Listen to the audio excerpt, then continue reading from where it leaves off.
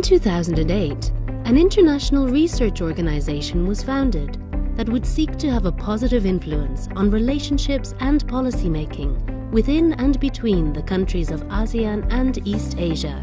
This is AREA, the Economic Research Institute for ASEAN and East Asia.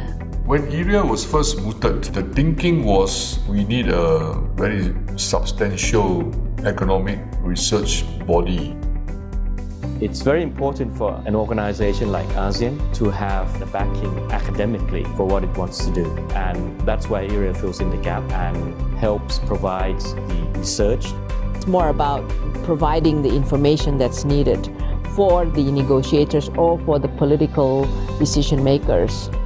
We are not a pure academic institution. We must do the more practical policy recommendation. And AREA's role, of course, is also to promote the talking through of sensible policy developments, and it plays a fundamentally important role in that respect. And AREA is now accepted as one of the major research institutes in East Asia as a whole. After its first decade of input into the development of ASEAN, AREA must now be ready to meet the challenges of the future. We believe that issues like sustainable development, like environment, issues like education, humanitarian aspect of it, which we think AREA has the capacity to develop expertise and provide policy recommendation to ASEAN.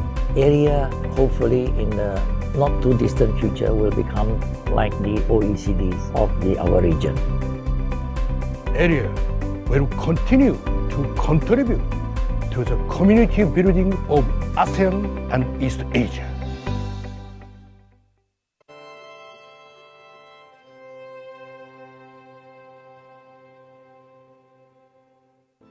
At the current affairs where we witnessed lingering COVID-19 pandemic, global economic recovery remained unfavorable to be achieved. Global inequality rise to a level that never seen in the past decade. Mobility restriction policies resulting from COVID-19 prevention measures have disabled many communities to fulfill their daily needs. Risks of divisions between social groups exacerbated as the threat of scarring effect to the future generations, as well as increased risk of systemic default that put financial sector under pressure, have made the exit strategy from COVID-19 pandemic even more challenging to be executed. Such risks also result in prolonged trust deficit among countries that slow down efforts to tackle greater long-term issues, such as climate change and massive biodiversity extinction. All of these phenomena need to be followed with better formulation of economic and policy approach under one coordinated action. The Think 20, or better known as the T20, is the G20's official engagement group that connects think tanks worldwide. The T20 serves as a global ideas bank, bringing together experts from the most relevant think tanks and research institutes worldwide. The T20 develop and communicate research-based policy recommendations to the G20 leaders. In its 10th year, the T20 under the Indonesian presidency will be present to systematically produce practical policy proposals for G20 decision makers. This year, T20 highlighted 3 strategic issues. First, promoting greater cooperation for stronger, balanced, and resilient recovery. Achieving resilient and inclusive economic recovery simultaneously by global economies is essential to reduce the risk of having prolonged crises that affect unevenly across social classes. Second, advancing concerted effort for inclusive and sustainable development. Post-pandemic development in times of changing climates needs to also consider environmental issues, while also inclusive to all communities and aligned with the Sustainable Development Goals. And third, managing digital transformation to utilize technological progress. The unprecedented digital transformation as a result from COVID-19 pandemic should align with innovation that benefits communities worldwide. These strategic issues will be discussed further by think tanks across the world under the coordination of T20 Indonesia's 9 task forces.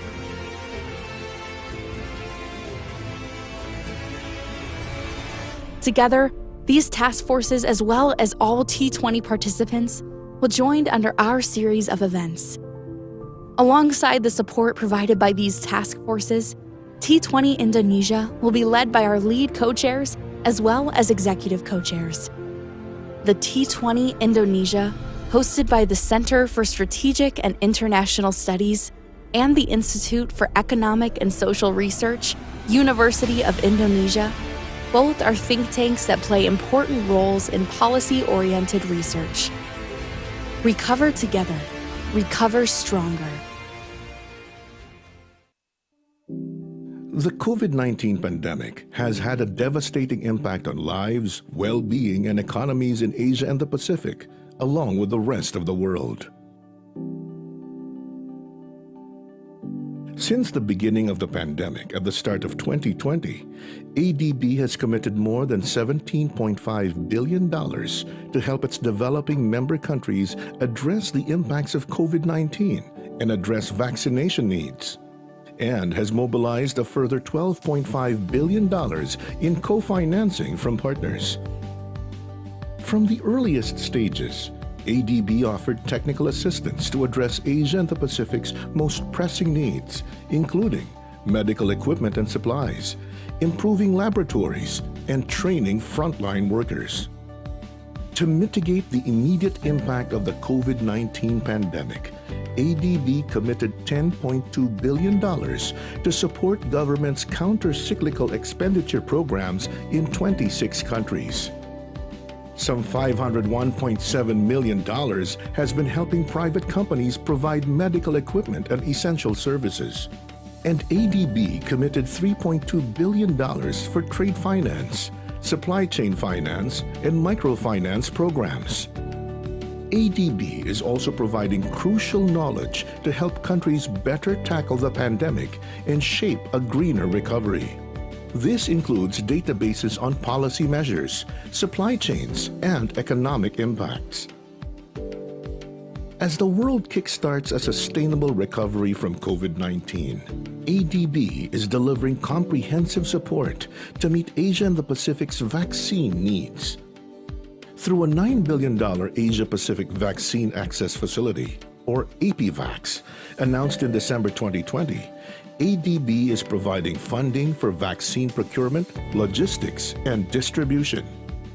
The initiative also supports important investments to build capacity in vaccine delivery, community outreach, and surveillance. Throughout its COVID-19 response operations, ADB is working closely with partners, including other international financial institutions, bilateral institutions, and the UN system. ADB is adapting with agility to the region's changing circumstances, working together with its developing member countries to rebuild for a long-lasting recovery.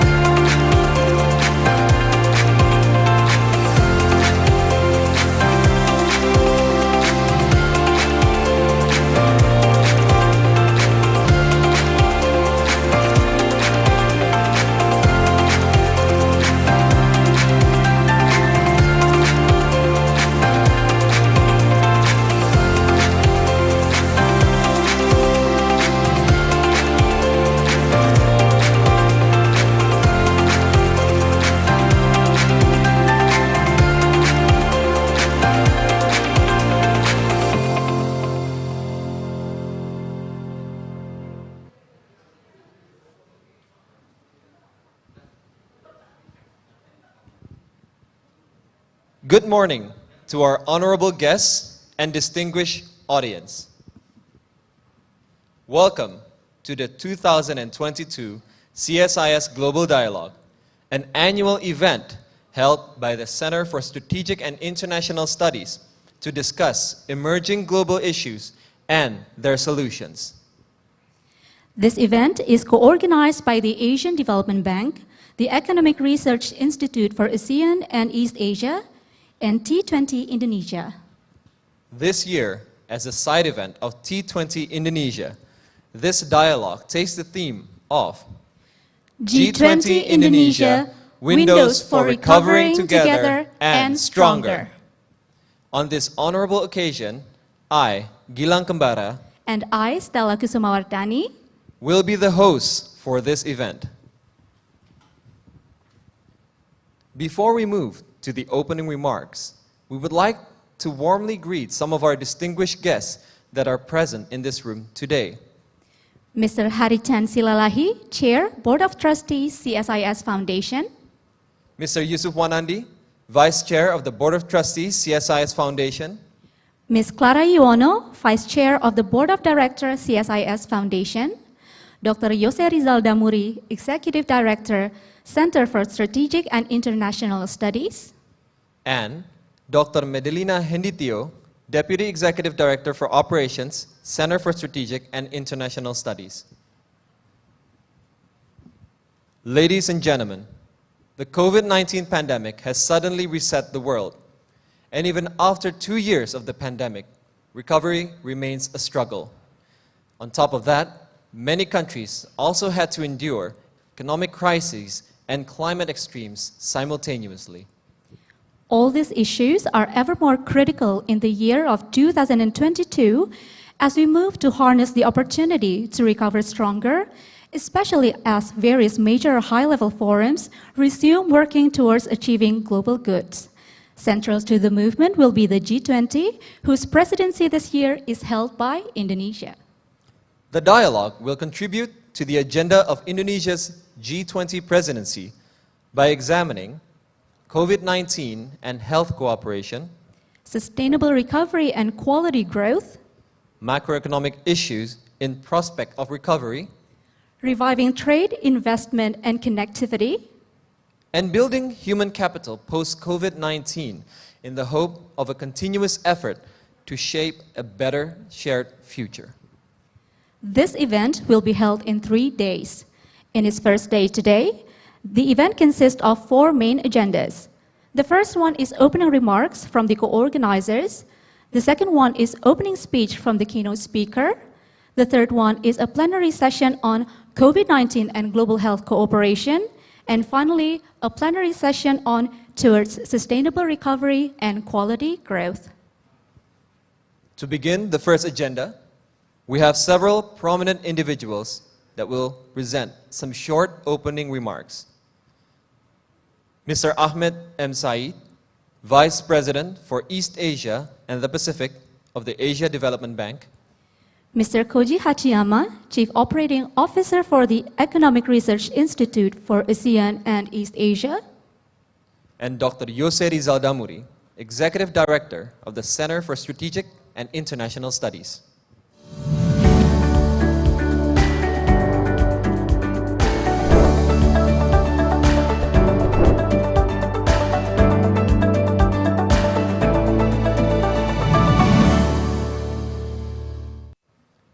May I first welcome Mr. Ahmed M. Said, Vice President for East Asia, Southeast Asia, and the Pacific of the Asia Development Bank, to deliver his opening remarks.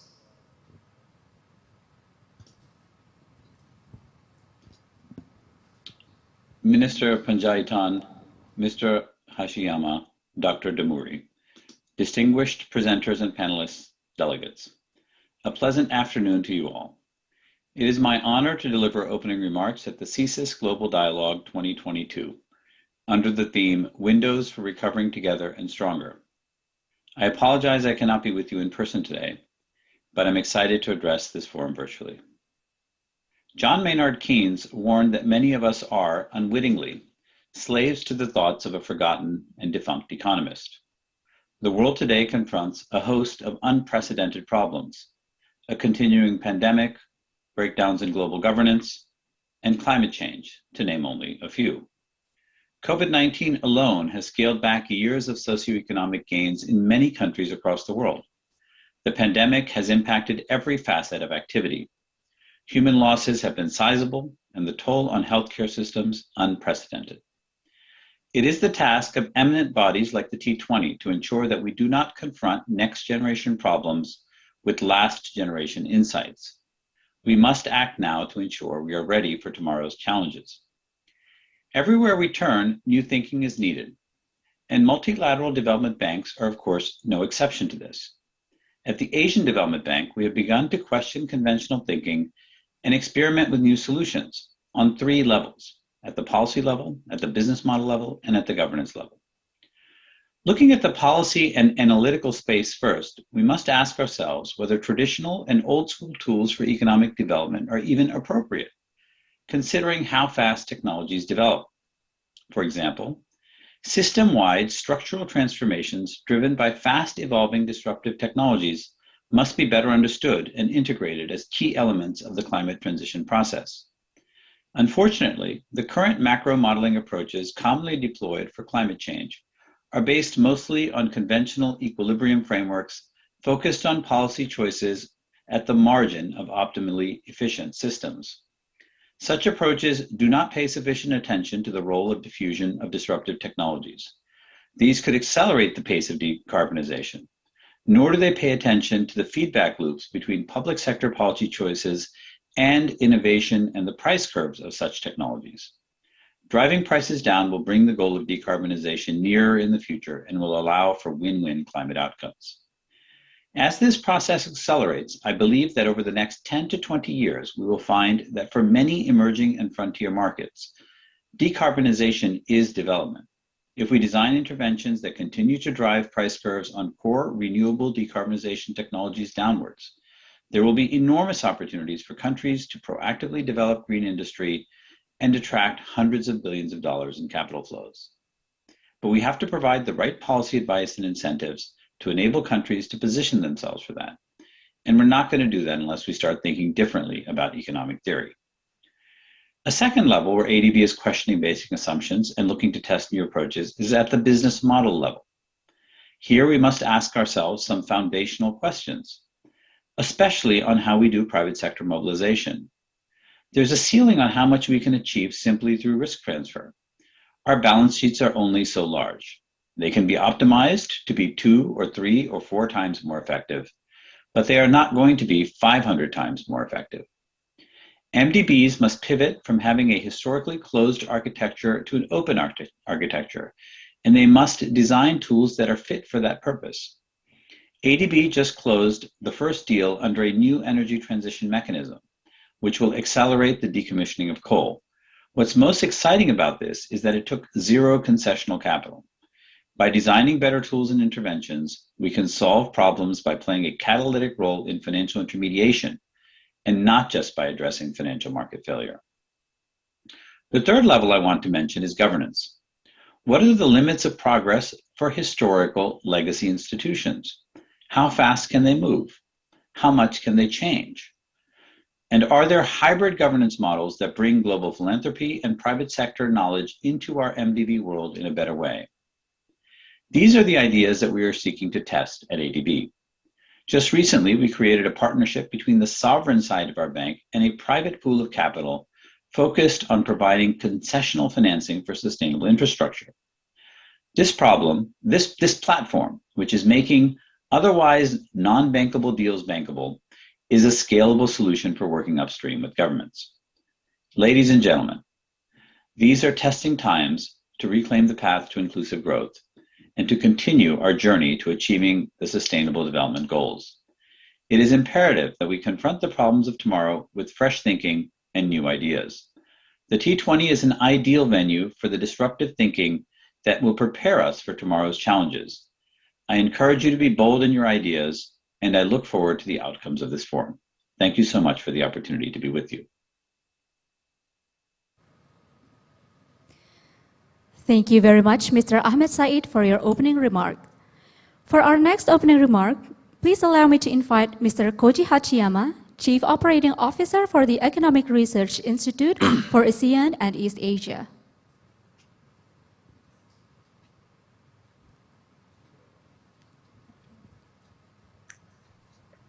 Thank you very much for introduction. Minister Luft Panjaitan, Mr. Ahmed Saeed, Vice President of ADB, Dr. Yosef Rizal, Executive Director of CSIS, distinguished participants, ladies and gentlemen. It gives me great pleasure to welcome you all to the high-level dialogue on the very relevant topics related to the recovery from the pandemic. The COVID-19 pandemic has been with us for more than 2 years, but hopefully we are now seeing real signs of the start of recovery. Thanks to massive global vaccination, together with other credible measures, we are seeing declining cases globally and better managed pandemic situation. Countries have also responded by reopening their borders, and the global movement of people seems ready to re-emerge. Recovery is likely to be challenging for many countries. However, uncertainties still linger, especially given the potential emergence of new variants of the virus. Moreover, international production networks are now facing various challenges.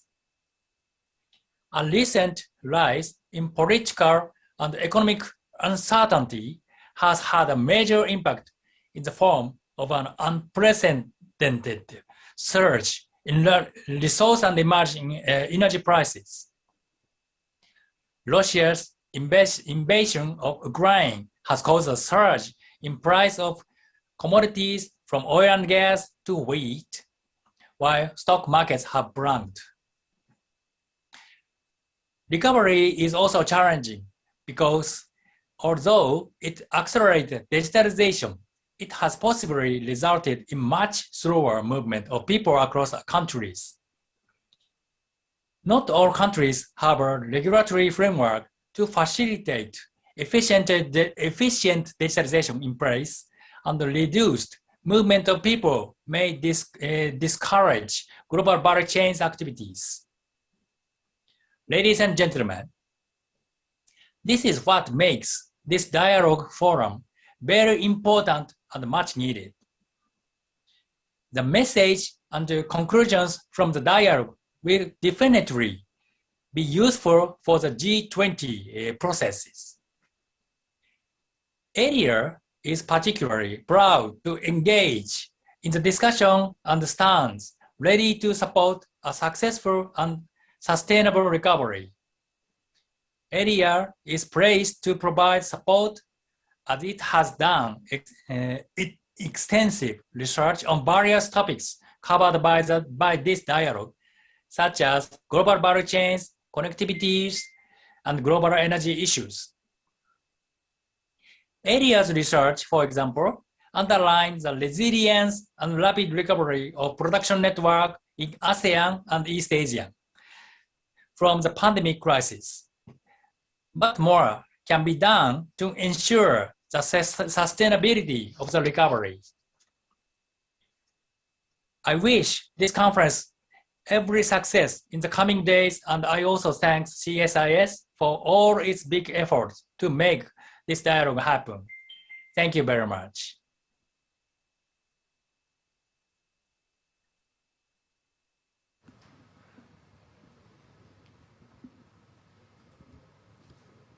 Thank you very much, Mr. Koji Hachiyama, for your remarks.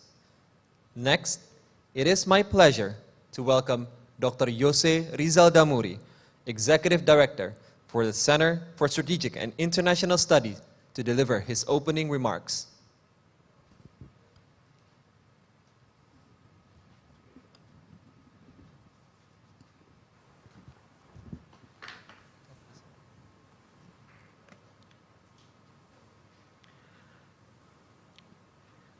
His Excellencies Minister Luhut Binsar Panjaitan, Coordinating Minister of Maritime and Investment Affairs of Indonesia, Mr. Ahmad M. Said, Vice President for East Asia, Southeast Asia and Pacific, Asian Development Bank, Mr. Koji Hachiyama, Chief Operating Officer, Economic Research Institute for ASEAN and East Asia, Bapak Harichan Silalahi, Chair, Board of Director of CSIS, Bapak Yusuf Wanandi, Vice Chair, Board of Trustees, CSIS Foundation, and Ibu Clara Juwono, Vice Chair, Board of Directors, CSIS.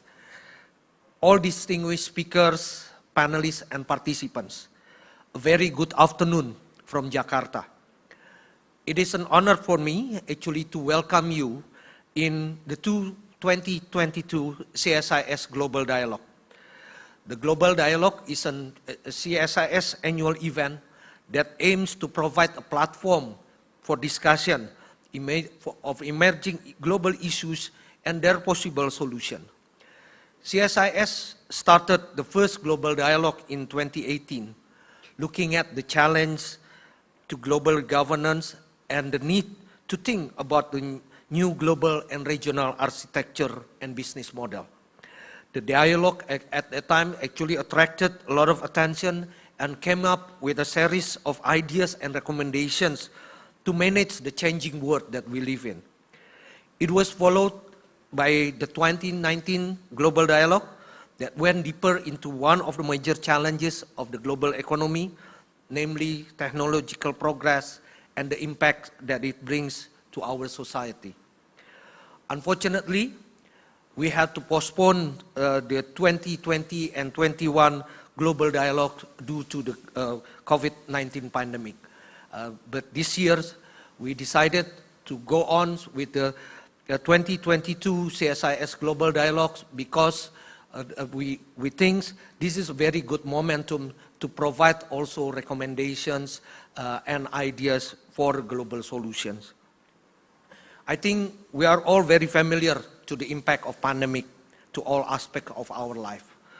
With almost 8% of world population has been exposed to the virus, and it costs also more than 6 million of deaths. It has challenged the fabric of our society and also the effectiveness of public institutions all over the world. It elevated the vulnerability to the level that we have not seen for quite a long time.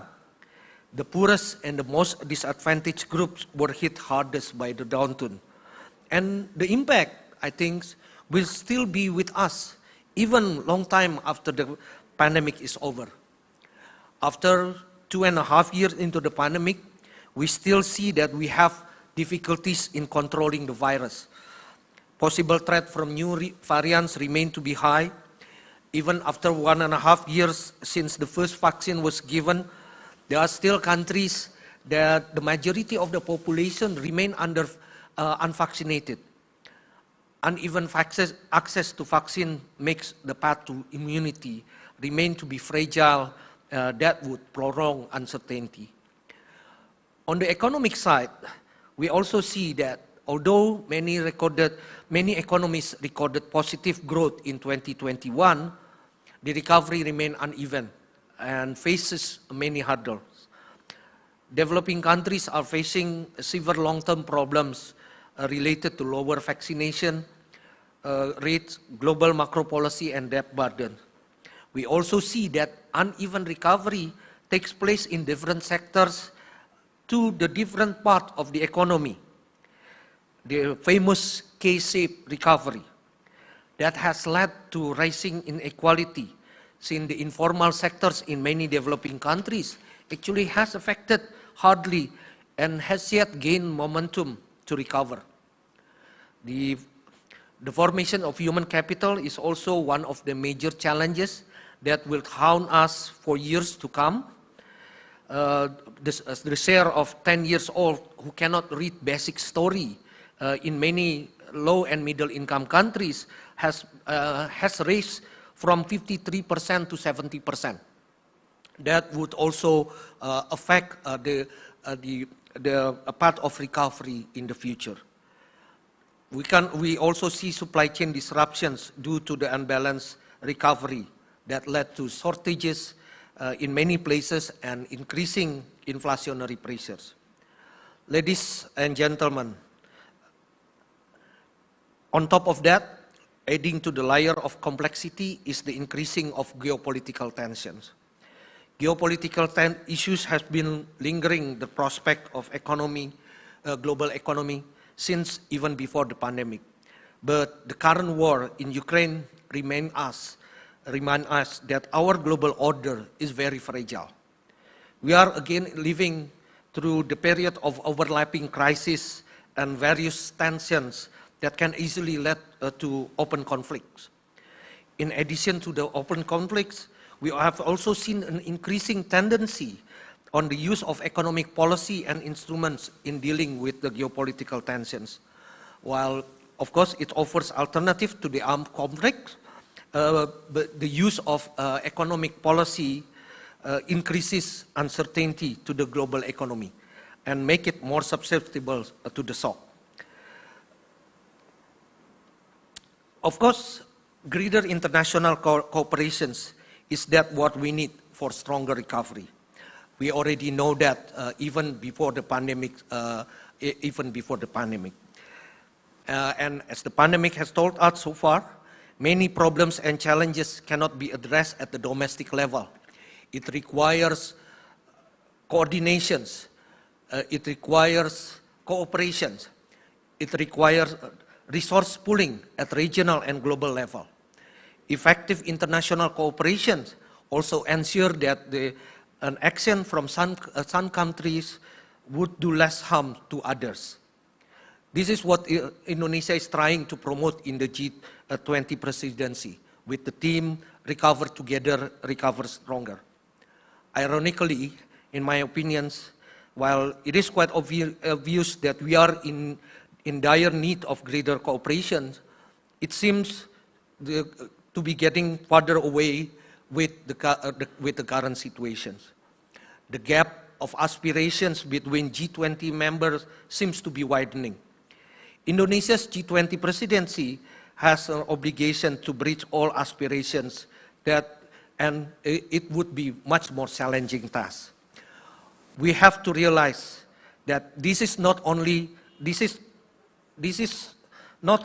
task of Indonesia to find ways for greater international cooperation. Cooperation can only be achieved if all parties realize there is a greater good that we need to achieve. And G20 is the most important platforms that we have at the moment for a greater cooperation. Failing to achieve substantial commitments in the G20 would simply prolong the devastating situations that we're having at the moment.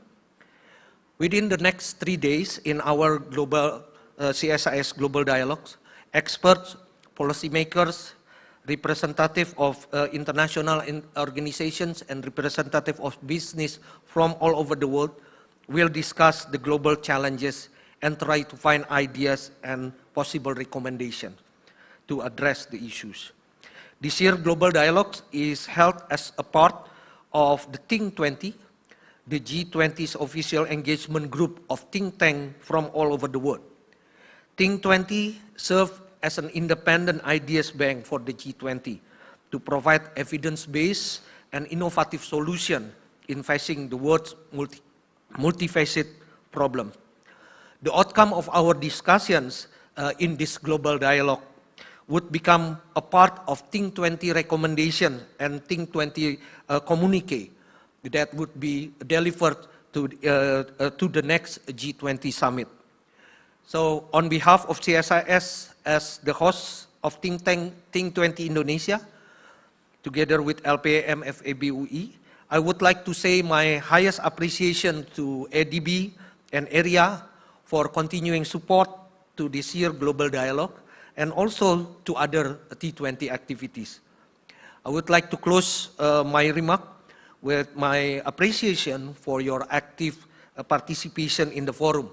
I wish this forum will contribute to our understanding on the current global challenges, and I hope you find all sessions in the Global Dialogue productive informative, and useful. Thank you very much.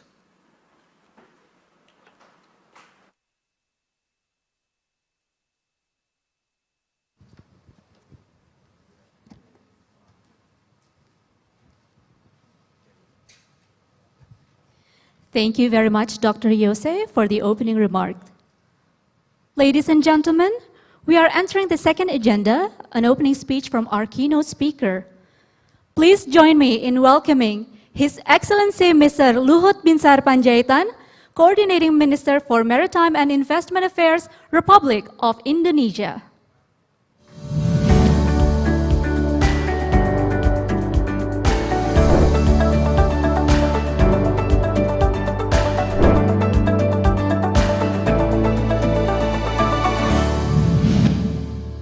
Ladies and gentlemen, I'm honored to be here with all of the 2022 CSIS Global Dialogue. I share my view on the challenges that we are facing. I would like to appreciate this opportunity as it's a timely event when we need global dialogue the most.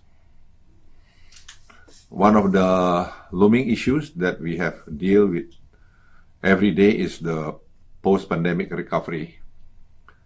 Recovery through global cooperation is sorely needed at the moment.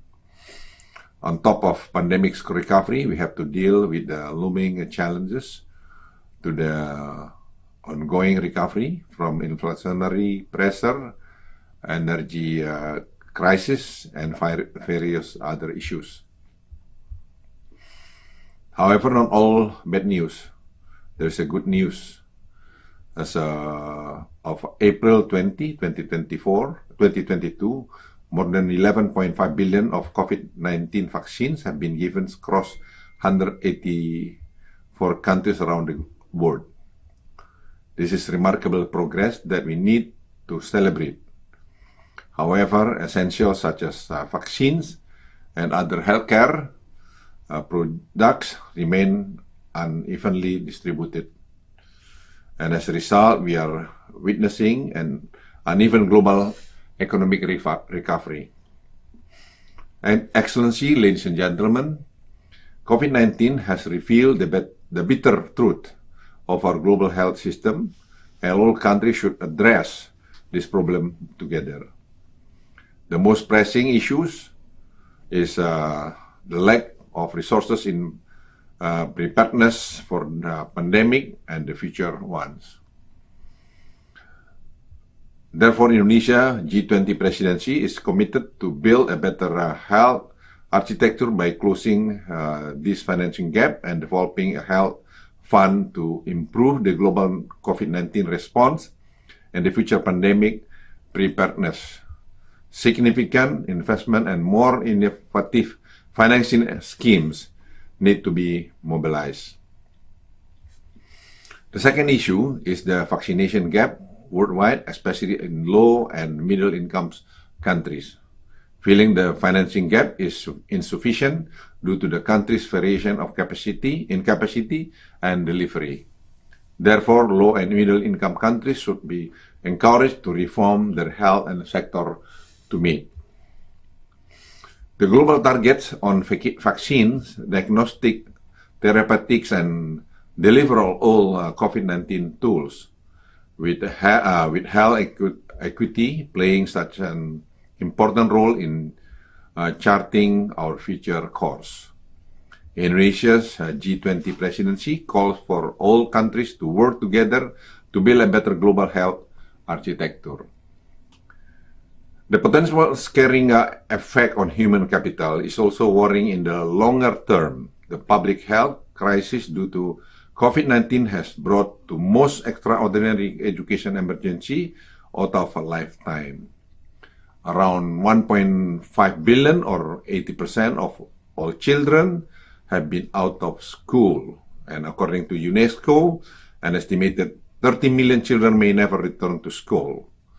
Moreover, the long-term economic cost of lost schooling means the potential loss in future productivity output.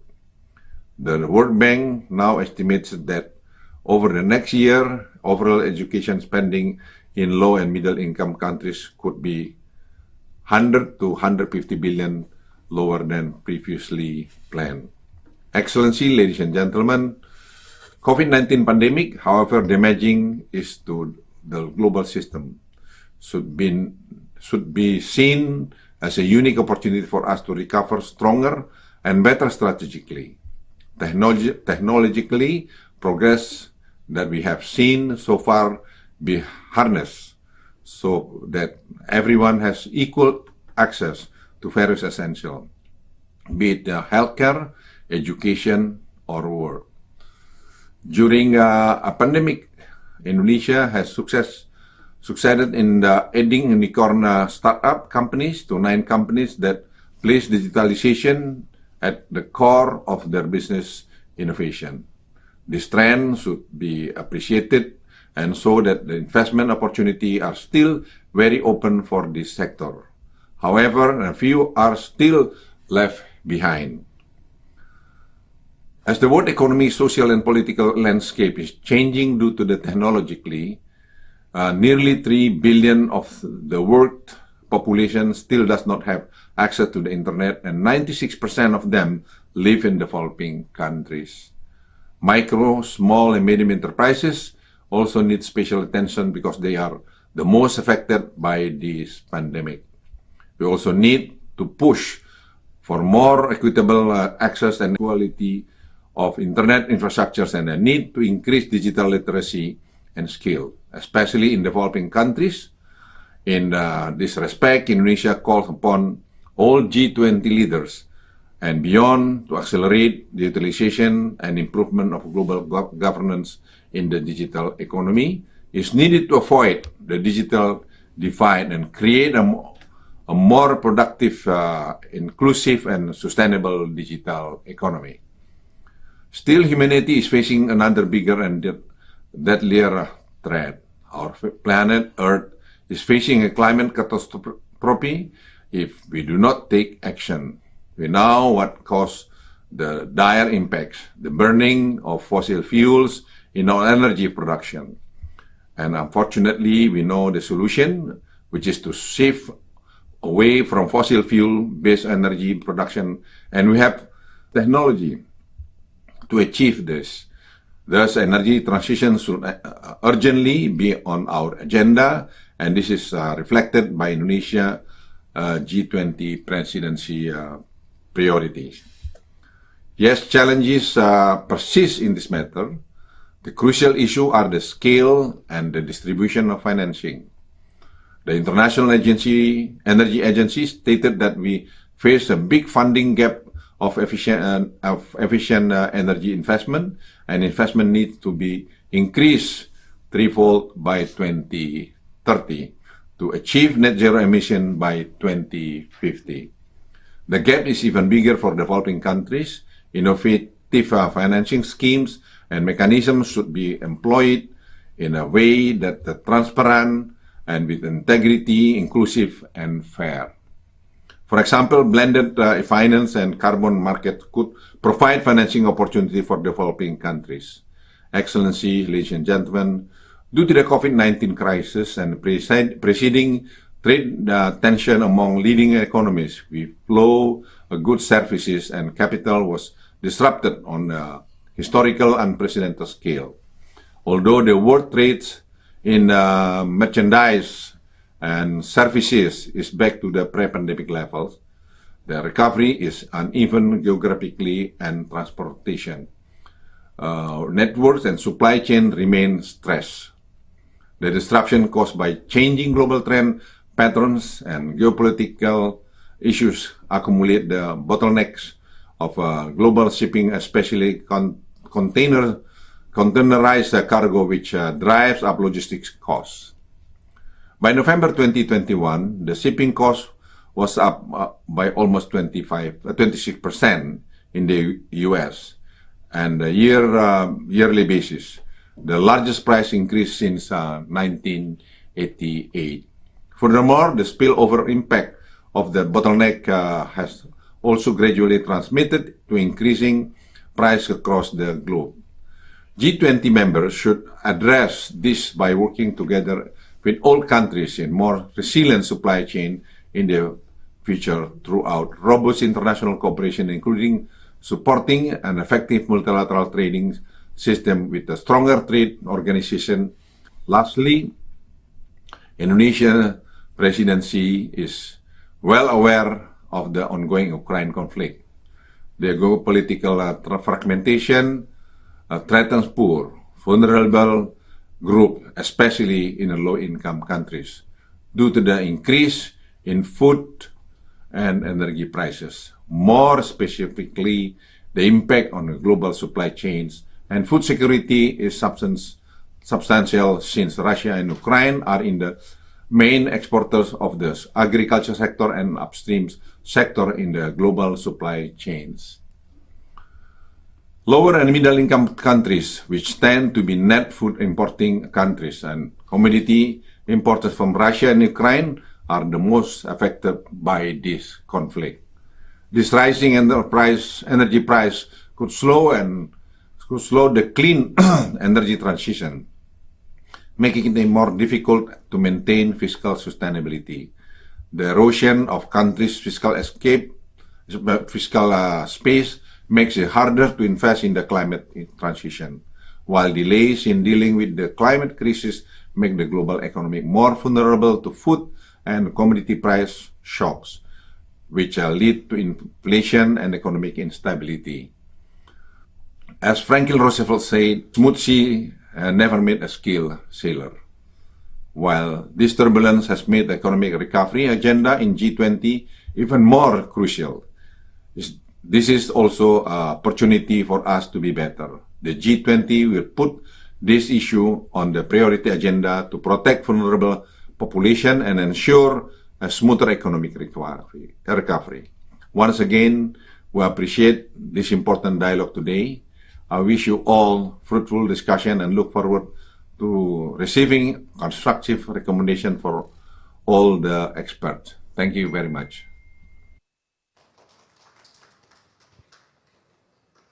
Thank you, His Excellency Minister Luhut Binsar Panjaitan, for the opening speech.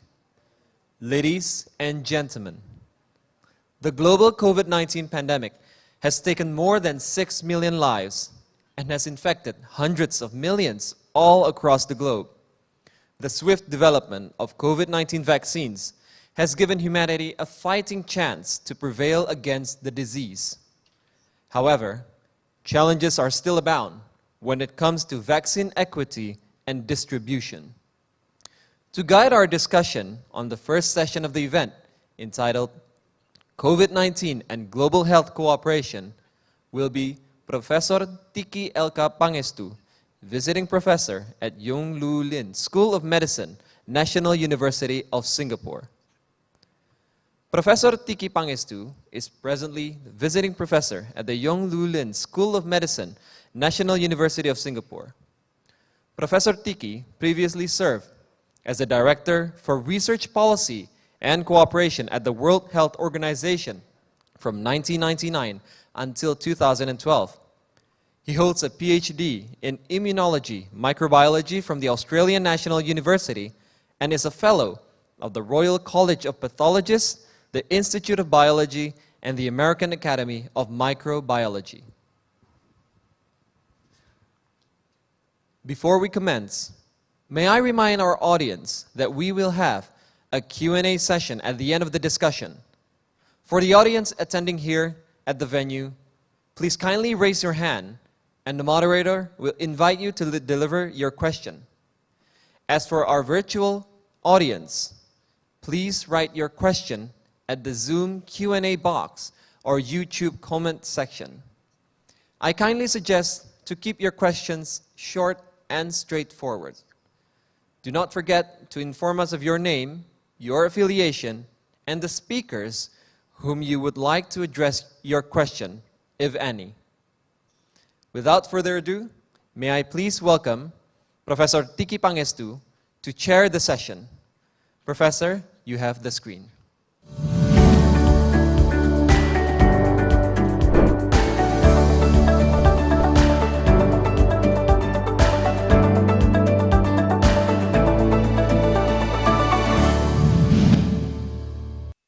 Thank you very much for the kind introduction, and welcome to this CSIS Global Dialogue on the very important topic of COVID-19 and global health cooperation. I would like to begin the session by introducing Mr. Tharman Shanmugaratnam. He really needs no introduction, but Mr. Shanmugaratnam was a former Deputy Prime Minister in the government of Singapore. He was also previously Minister of Finance as well as Minister of Education. At the moment, he holds the title of Senior Minister, but also Coordinating Minister for Social Policy. So without further ado, I would like to invite Mr. Tharman to deliver his keynote address. Thank you.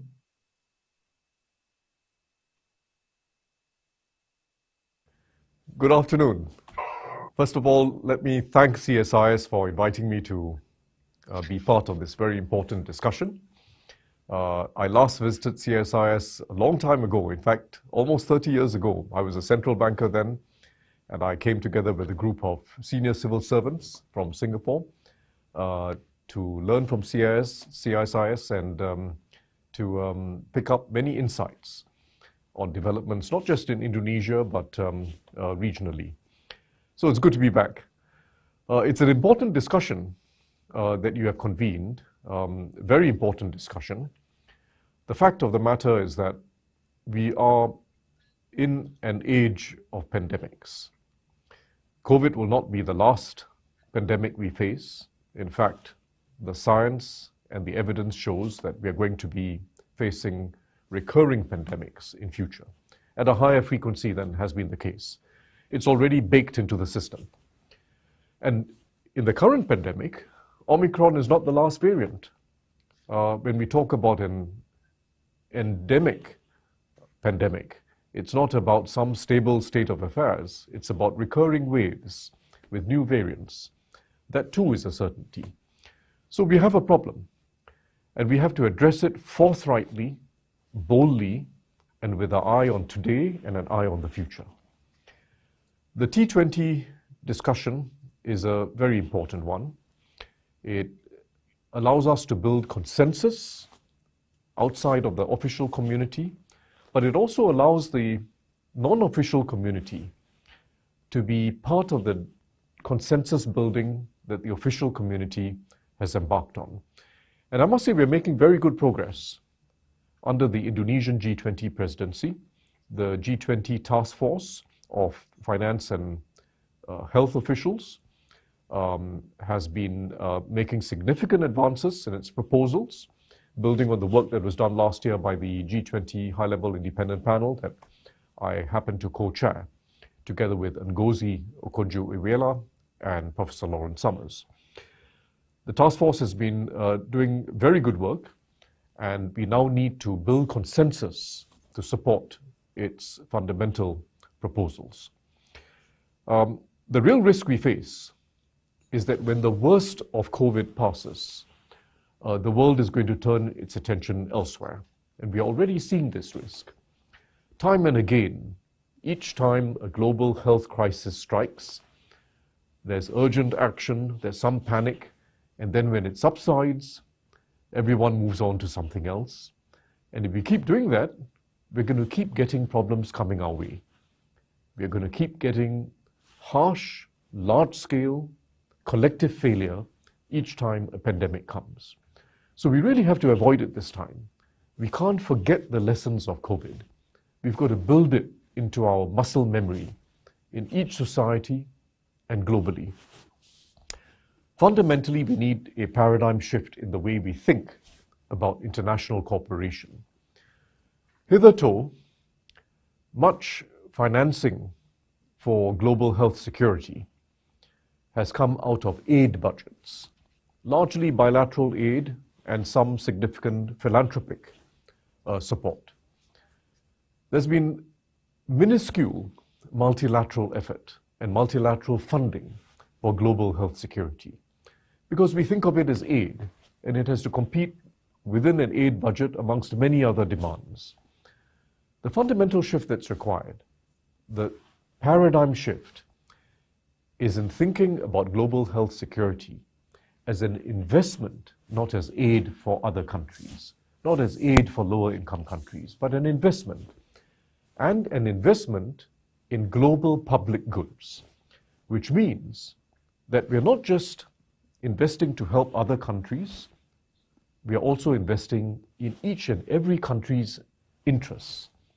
Call it enlightened self-interest if you will, but this is a classic case of where helping other countries is also in enlightened self-interest. It's a classic global public good, preparing for future pandemics.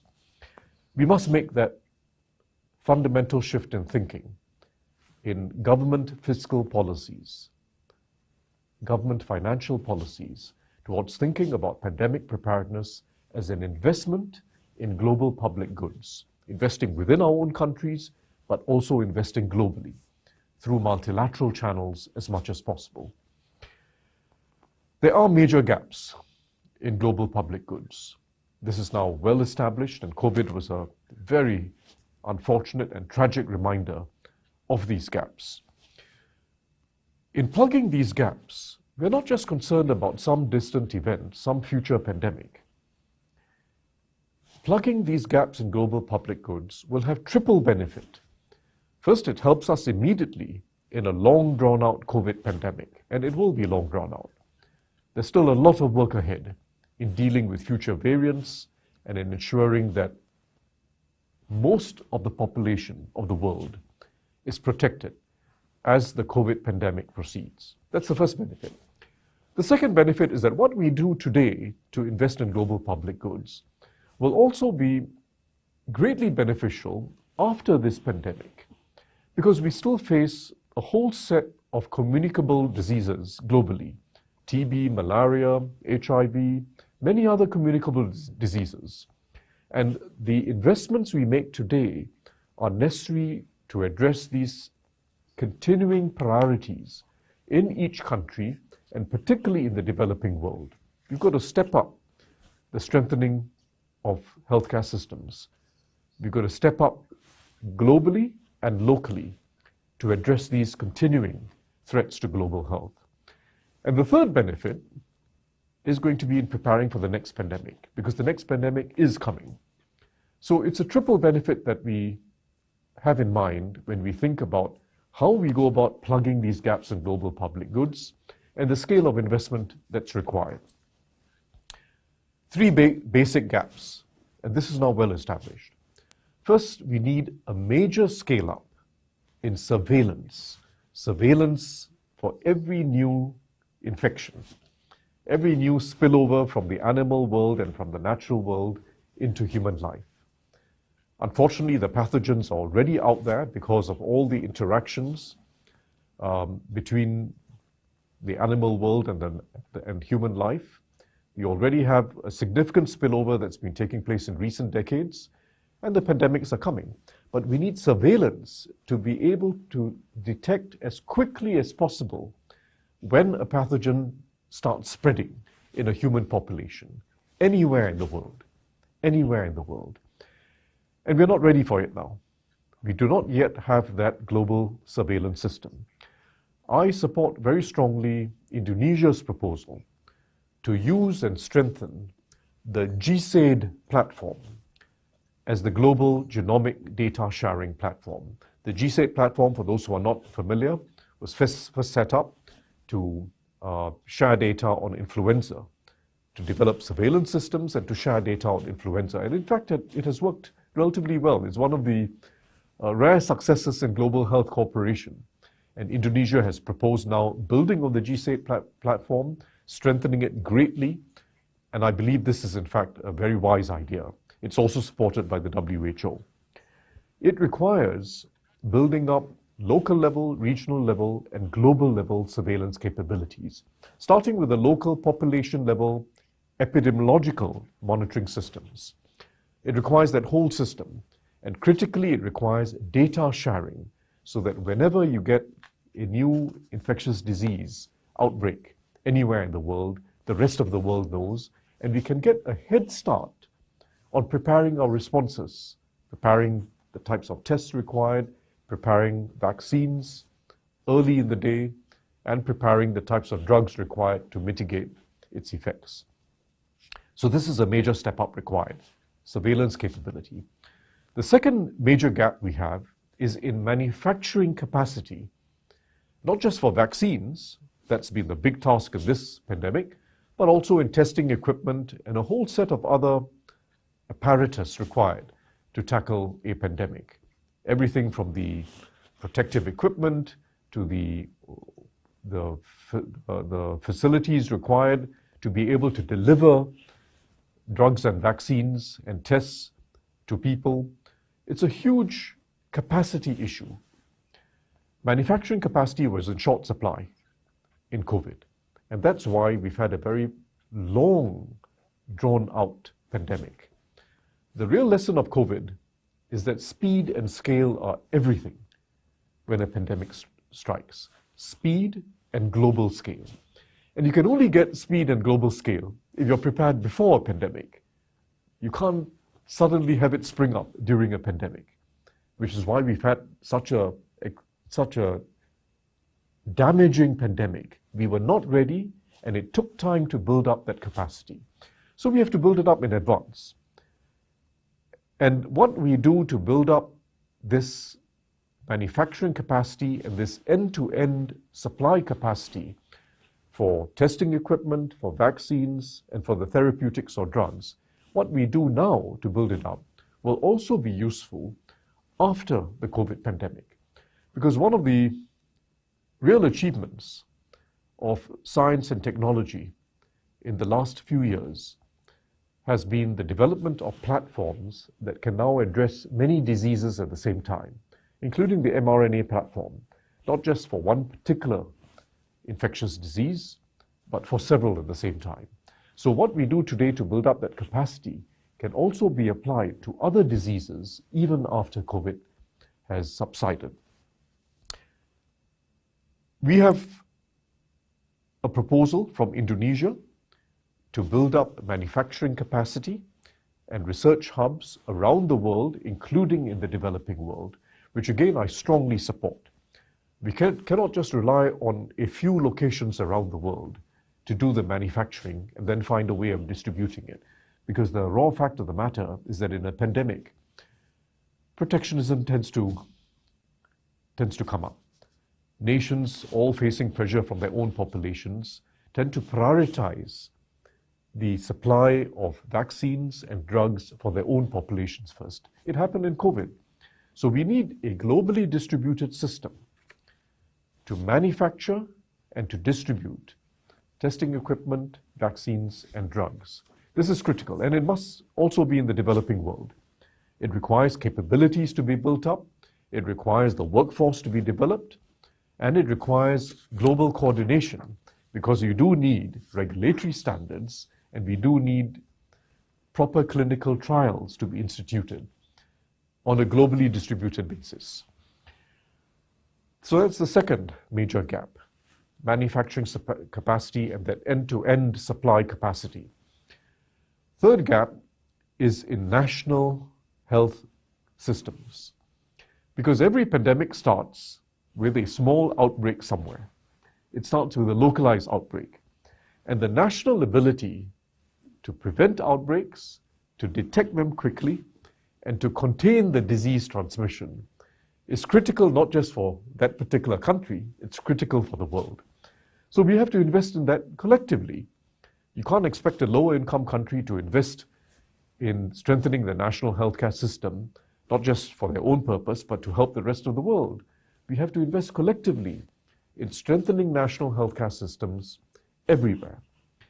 And it starts not just in healthcare as in conventionally defined, it starts on the side of healthcare, what's called the One Health approach, which means starting with what happens in agriculture, agricultural practices, starting with stopping deforestation, starting with making sure that we've got safe practices in the animal world and its interaction with the human world. That One Health approach is extremely important. Plus, of course, we've got to strengthen healthcare systems themselves. And that starts especially with building up the healthcare workforce, but it also involves population education and population communication to the population. So these are the major gaps in global public goods that we have to invest in, and we have to do it on a much larger scale than the world has been willing to do previously. And the only way we can do this is if we strengthen multilateralism, not just rely on bilateral initiatives or the good thinking by various philanthropies. We need a stronger multilateral system. That cannot be avoided if we're going to achieve this on the scale that's required. And it means, firstly, strengthening support for the WHO. The WHO, as well as the other global health organizations that have been built up, but the WHO especially, it is greatly underfunded, and it is not predictably funded. Every couple of years, the WHO has to go around with a begging bowl asking for money. It's a ridiculous situation. And the amounts of money required are not even large. We have to invest in a properly funded and predictably funded WHO, and we must empower the WHO to be able to do its job for the world. And that means being able to implement the international health regulations, which ensure that every country is playing its part in building up the core capacities required to prevent and prepare for a pandemic. So we cannot ignore the WHO because there's no solution for future preparedness that does not involve a stronger WHO.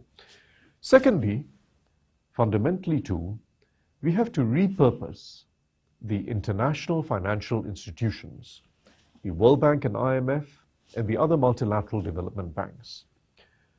They evolved in a different time. Today's biggest challenge facing each developing country and the global community is a twin challenge of the climate crisis and the pandemic security crisis. This twin challenge is going to be with us for decades, and we must use the international financial institutions to help countries address this challenge, to invest in public goods locally and to invest in global public goods. And it means putting pandemic preparedness and climate change at the core of the mandates of the World Bank especially, the IMF, and the other MDBs. This is absolutely critical, and it is achievable. It means that the global community, which comprises the shareholders in the World Bank and the other MDBs and the IMF, must be willing to put up the capital and make their contributions in time so as to ensure that these institutions can then leverage on private resources and can also help to catalyze domestic resources by countries' own revenue mobilization efforts. They are valuable institutions, the IFIs, the international financial institutions, because they help to multiply resources. We have to repurpose them for investing in global public goods. That's the second multilateral challenge. Thirdly, we also need a new multilateral funding mechanism for global health security, in particular for pandemic preparedness. We have to fund the WHO, we have to repurpose the international financial institutions, but that alone is not good enough. Because the scale of the challenge and also the nature of today's ecosystem requires that we have a new multilateral mechanism for funding on top of the existing institutions. The existing institutional landscape is fragmented and siloed. That is the reality of the matter. It is fragmented and siloed. And we need a new mechanism to overcome those silos, to be able to mobilize multilateral resources and to prioritize their use across the different institutions, prioritize and keep reprioritizing as the situation evolves. We critically need this new mechanism. The G20 High-Level Independent Panel had estimated that we need, in total, new international financing of about $15 billion a year. That sounds like a lot of money. It's about roughly double what the world has previously been spending on pandemic preparedness. $15 billion US each year in additional financing. but it's actually a very small amount of money compared to the costs of a pandemic. A very small amount of money. If we take COVID as an example, even as of sometime early last year, the total fiscal cost to government budgets globally, was over $10 trillion. This $15 billion a year, even stretched out over several years, each year that $15 billion compared to the $10 trillion cost to fiscal budgets, that's a 700 times difference. 700 times. If we don't invest in preparedness and we wait for the next pandemic, which by the way may be much worse than COVID, we basically are talking about a cost that's 700 times this annual cost of preparedness. And regardless of whether the next pandemic comes in 10 years' time or 20 years' time, and it's certainly not going to be more than that, it's very likely within the next 10 years.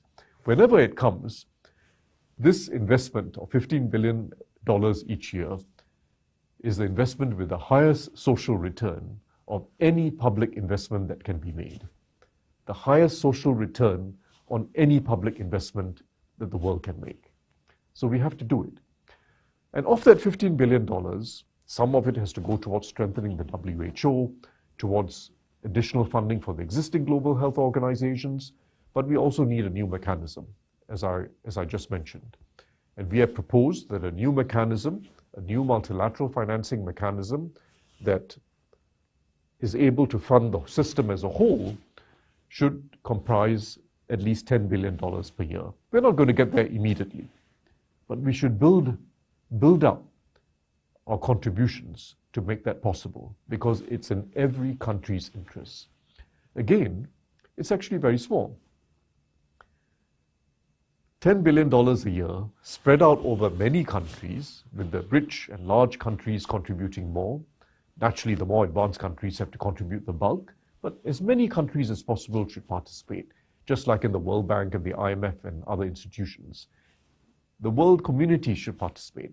When you spread it out across countries with a fair distribution of contributions, so that poorer countries contribute small amounts, but they contribute something, the amount for each country's budget, rich and poor, is tiny. It amounts to less than 0.1% of government budgets. Less than 0.1% is about less than 1,000th of government's annual budgets. Put another way, it's less than 0.02% of GDP. It's a very small cost. So really what we're talking about is a mindset shift in the way we think about investing in global public goods in order that each country benefits over time. Each country will see a very significant return on this investment. So we have to avoid myopia, which is our biggest problem. It's really economic and political myopia, waiting for disaster to strike, spending a bomb each time it strikes, seeing massive human costs, particularly cost to human lives, but being unwilling to invest in the future to prevent it happening again. That's our problem. We have a governance problem around the world, and we have to address that governance problem. And the best way to address it is not for each country to be persuaded and pressured to do its own part, but to do it multilaterally. Everyone is going to do it. No free riding. Everyone just contribute in order to invest in global public goods that every country will eventually benefit from. So I believe we can address this problem. We know the basic contours of the problem. We know the nature of a fragmented system. The amounts of money required are affordable on government budgets. As long as we distribute it fairly between rich countries, middle-income countries, and poor countries, it's entirely affordable. What we need is a shift in thinking and governance. Invest today to save huge costs in the future. We can achieve it, and I think we're off to a very good start in this year's G20 presidency under Indonesia. The proposals of the task force of finance and health officials are working out very well, in my opinion, and we have to support them. Thank you very much. Thank you very much, Senior Ms. Tharman, for that excellent, insightful, and presentation, which has also very important strategic recommendations. We now move on to the part of the session where we would like to invite our three panelists to give their own reflections on some of the key questions that have been posed by the organizers.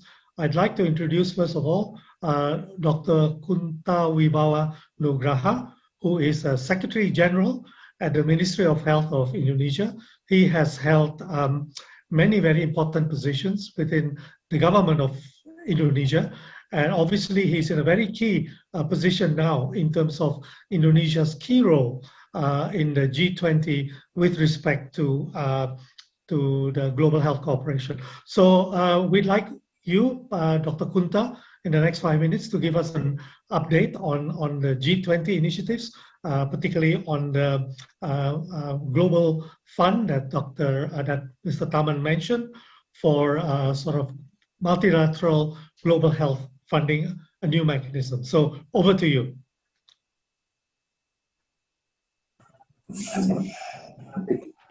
Thank you, Prof. Tiki. Good afternoon, ladies and gentlemen. Before we already hear from Mr. His Excellency Tarman, it's very clear and very important message about how we need to have a global fund in this situation. So I want to update the Indonesian agenda that contributes to recovery in post-pandemic, especially when we have become a G20 presidency in 2022.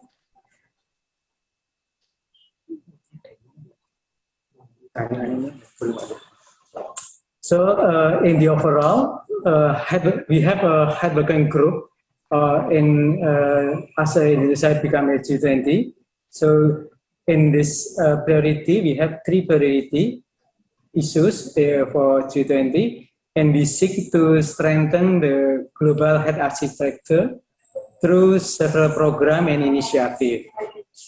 So we've seen that, that in the Indonesia G20 presidency deliberates three priority issues, which are first, the issue is building global health system resilience. In this issue, we have the three programs on that. First is financial resource mobilization. Second is about the essential health resource mobilization for pandemic prevention, preparedness, and response. And third is optimization of genomic surveillance and strengthening trusted data sharing mechanism. So all of them is based because of our experience in COVID. And for the financial resource mobilization, actually, like Mr. Tarman said, this is continuing the establishment of a new financial PPR mechanism that already carried out by the previous G20 presidency. This is Italy. We already we already established the joint finance and health ministers meeting, or we already established we call it GLTF, the joint finance and health task force. That we already discussed or detail about what is the mechanism on the concept of financial resource mobilization. And the second priority issues is about the harmonizing global health protocol standards. In this issue, we want to have something like a harmonized system for the recognition of COVID-19 digital certificate at point of entry. So we will put something like a mutually recognized COVID-19 vaccination certificate protocol, and can be wider applicability in the future. So we already have a hard working group because it first had working group that discussed about the harmonizing global health protocol standard. It means that not one application, every country can have application, but we have one QR code that can be read by all applications that we have. So we have the standard and we can move from one country to other countries, something like that. The third priority is about the expanding global manufacturing and research hub for pandemic prevention, preparedness, and response. This priority, we have two programs. First, about the expansion of global manufacturing hub for VTD, vaccine, therapeutic, and diagnostic to developing countries. And second is sharing of knowledge for prevention, preparedness, and response to health crisis. So about the global manufacturing hub, and the second is about sharing knowledge. Different with the 1C I mentioned about the sharing data and mechanism, but in 3B is about sharing of knowledge. So sharing about the research center, something like that. So this part, Prof. Tiki, about our what we want to do in G20 of Indonesia presidency. If I can moving to our update of the initiative from the Global Preparedness Fund on the Global Health Architecture. If it's okay, I will continue, Prof. Tiki, about our update. I will update. First, we know that the pandemic has highlighted the economic and financial impact that health crisis can have on the global economy. So investment in PPR, is preparedness, prevention, preparedness, and response should be recognized as global goods and human capital investment necessary for economic growth. So we have learned from the COVID-19 pandemic that financing for pandemic PPR has to become adequate, sustainable, and better coordinated, and requires continuous cooperation between health and finance decision makers in the public and private sector. Both sectors' collaboration is essential to addressing potential financing gaps, mobilizing an appropriate mix of existing multilateral financing mechanisms, and exploring new financing mechanisms that could continuously support prevention and preparedness. And when needed, rapidly mobilize and respond to future health emergencies. So we need to difference between wartime and peacetime. With the ongoing initiative of the G20's Joint Finance Health Task Force that I mentioned before, we already have the Joint Finance Health Task Force. The health sector will complement the discussion and seek to explore options on how to prioritize the component of pandemic PPR that needs to be funded, and to determine the criteria of the beneficiary of the fund that can strengthen the effort to prevent, detect, and respond to future health emergencies with cross-border potential within the framework of the IHR 2005.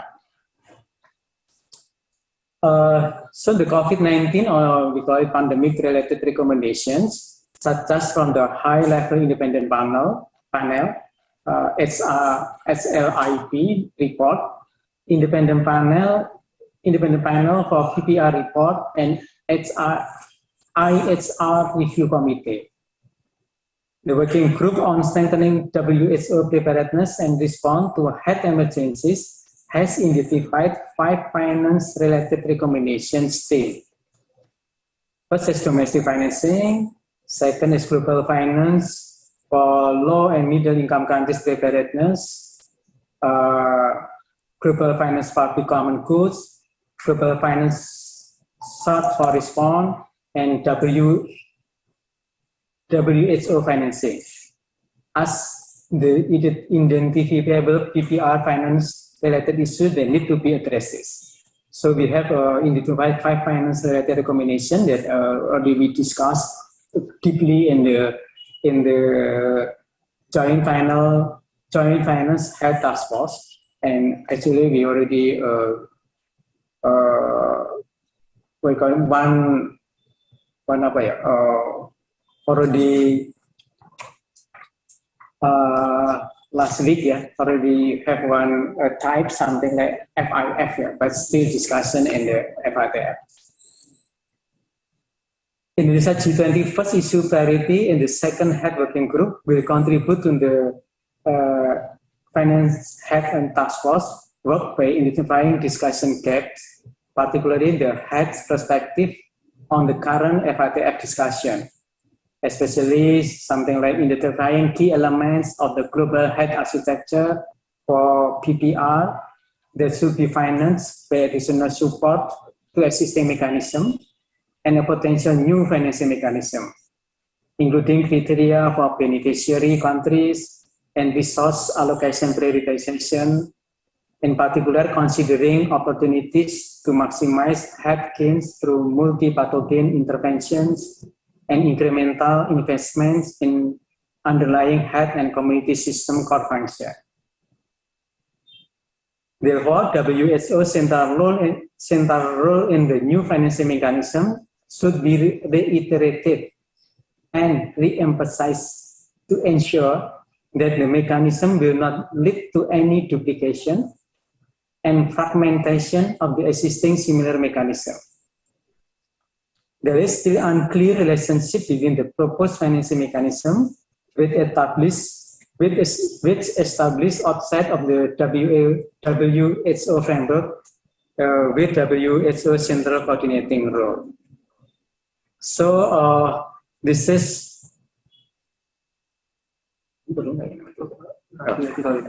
so I think this is our update, Prof. Kiki, about our agenda in G20 in the global health architecture and our update in the initiative for global preparedness fund, or we call it global health architecture, in pooling fund and the countermeasures fund, countermeasures mobilization. Over to you, Pak Kiki. Ya, terima kasih Pak Kunta for that great update, and I'm glad you emphasized what His Excellency Taman mentioned in terms of the importance of health system, local manufacturing capacity, and of course Indonesia's leadership in the global financing fund for global public goods. It's my pleasure next to introduce my old friend, Pak Chandra Aditama. I've known Pak Chandra for a long time. He was a colleague of mine when he was Director of Infectious Disease at the WHO Regional Office in Sero in Delhi. He was also Director of the CDC and the Health Research Division in the Indonesian Ministry of Health. And he's currently expert staff to the President's Advisory Council.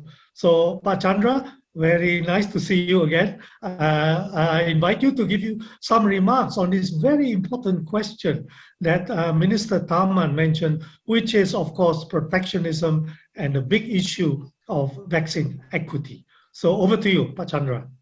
Thank you, Pak Kipang. So again, also very nice to contact with you, even though virtually. Hopefully I can come to Singapore sometimes. Sure. It is open already. So my class is basically talking about this vaccine equity. We all know that for the health of everyone, we need really equitable access to COVID vaccination. And as of several days ago, we have 11.5 million doses already administered globally and 11.6 million administered daily. So it looks like a big number, but if you can see the map here, there are countries or area with very dark green, some are lighter green, or very light green, or even yellow. So this map show the uneven distribution of COVID vaccine, even though we know that COVID vaccine is really needed for the control of this COVID pandemic. And then, so the DG of WHO clearly mentioned at the end of last month that a third of world remains totally unvaccinated against COVID-19. So I would like to raise some issues here, and I mean not really what should be done, but these are the discussion on this vaccine equity. It should, even though Senior Minister mentioned about the need of vaccine for each country, but I think we all agree that there should be no vaccine politicization, because we need vaccine for the humanity. So in that regard, we need a world leader commitment, maybe G20 also as one of them, as already mentioned by Pak Kunta, and then a real international collaboration in this regard. I just would like to mention COVAX. I believe all of you already know the important role of COVAX in trying to collect vaccine and distribute to countries who are needed. And then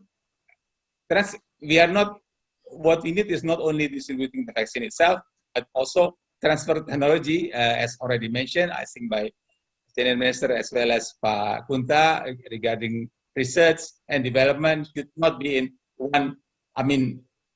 only in some countries, but if we can transfer technologies, so developing country can also have their own way to access the vaccine. Yeah, the other aspect of research and development, we all know that as it is also mentioned by Senior Minister, that Omicron will not be the last variant. Be some other variant will come, and it might be another research and development in the field of vaccine. I would like again to stress that no one is safe until everyone is safe, which everybody already know. And if we want to end the COVID emergency situation in 2020, so WHO last month gave 3 scenarios, and it is all related with the vaccine. The base case is like what happened now. The virus continues to evolve, but the severity is significantly reduced over time. There might be some spike, so it might require periodic boosting, at least for high priority population, maybe elderly, etc. This is the base case. But the best case, of course, if the future variants is significantly less severe, so there will be no need of periodic boosting. So this is what we hope it would be happen. But we have to alert also for the worst scenario, which more virulent and highly transmissible variant arise, which vaccines are less effective, and also immunity wanes rapidly. So in this regard, in this worst scenario, it requires a significant alteration of the current vaccine, and maybe full deployment and broader boosting are needed. WHO mentioned things to be done. I don't want to go into detail, but we all know vaccination and public health measure, clinical care and resilient health system, research and development, surveillance, and as well as response and coordination. So for the future pandemic, we also already informed that there is a discussion to draft and negotiate a convention or an agreement or other international instrument under the constitution of WHO for preparing for the next pandemic, something like that. And it should be, the outcome should be under consideration by the World Health Assembly 2 years from now. And these are the 8 recommendations from the independent panel of COVID-19. Some are already discussed, that we have to elevate the leadership of the global health up to the highest level. And then we have to strengthen the WHO. We have to invest in preparedness in all levels. Surveillance is very important, and pre-negotiated upfront for tools and supplies to be able to overcome this, the critical situation is also important. And these are very much discussed by Pak Kunta and Senior Minister on financial aspect. And in the country, it should be a highest level national coordinator and pandemic preparedness response. So my last slide, beside, sorry, this is in Indonesian language, but beside talking about global health structure or multilateralism or financial importance, I just would like to raise some real practical public health issue. One, to be able to tackle the pandemic, so the emergency program should be centralized globally as well as in the country. Healthy lifestyle should be continued. The importance of promotive and preventive in line with curative and rehabilitative. And community ownership is the key of success of all health program, and the importance of universal health coverage. And if we treat people, if we treat community, if we taking care of community, so it should be people-centered or patient-centered. And now technology, industry 4.0 and 5.0 and even 6.0 is there. So health sector should be in line with this one. And I just would like to raise the target of health and well-being about 8 years from now, whether we could achieve it or not. And then one health already mentioned by Excellency Senior Minister. And again, I would like to raise the importance of climate change and impact to health. Thank you, Pat Nikki. Thank you very much, Pat Chandra, for that wonderful presentation on equity. So let us hope that the base case scenario will move to the best case scenario. At the same time, we need to be, as Taman mentioned, we must be prepared for the possibility of a worst case scenario. I think that's a very nice lead up to our third panelist, Dr. Pedro Terblanche, who is the Managing Director of African Biologics in Cape Town in South Africa.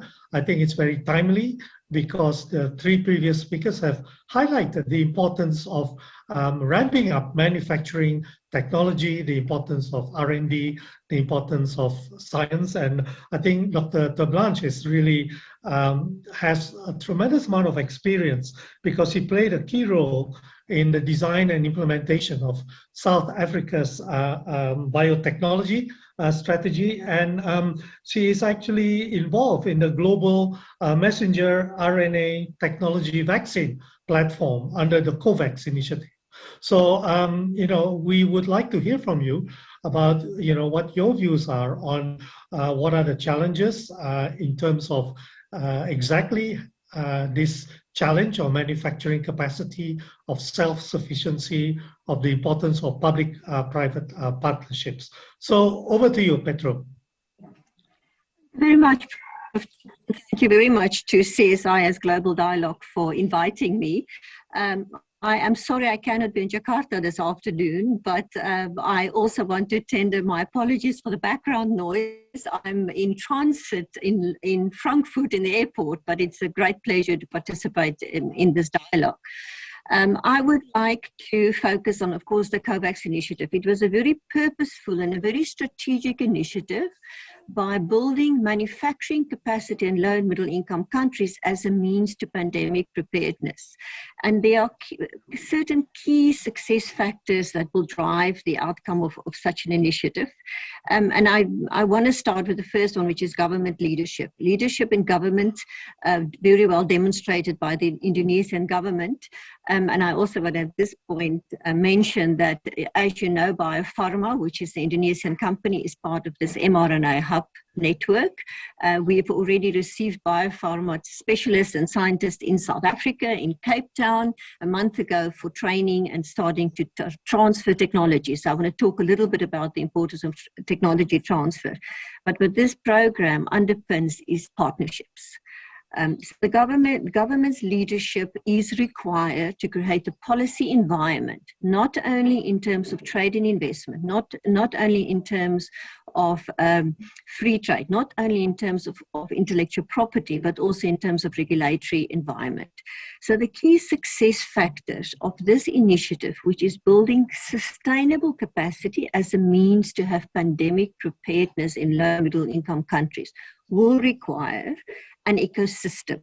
It will require the development of skills. It will require an environment where regulatory systems have sufficient maturity levels to support a fully integrated vaccine industry.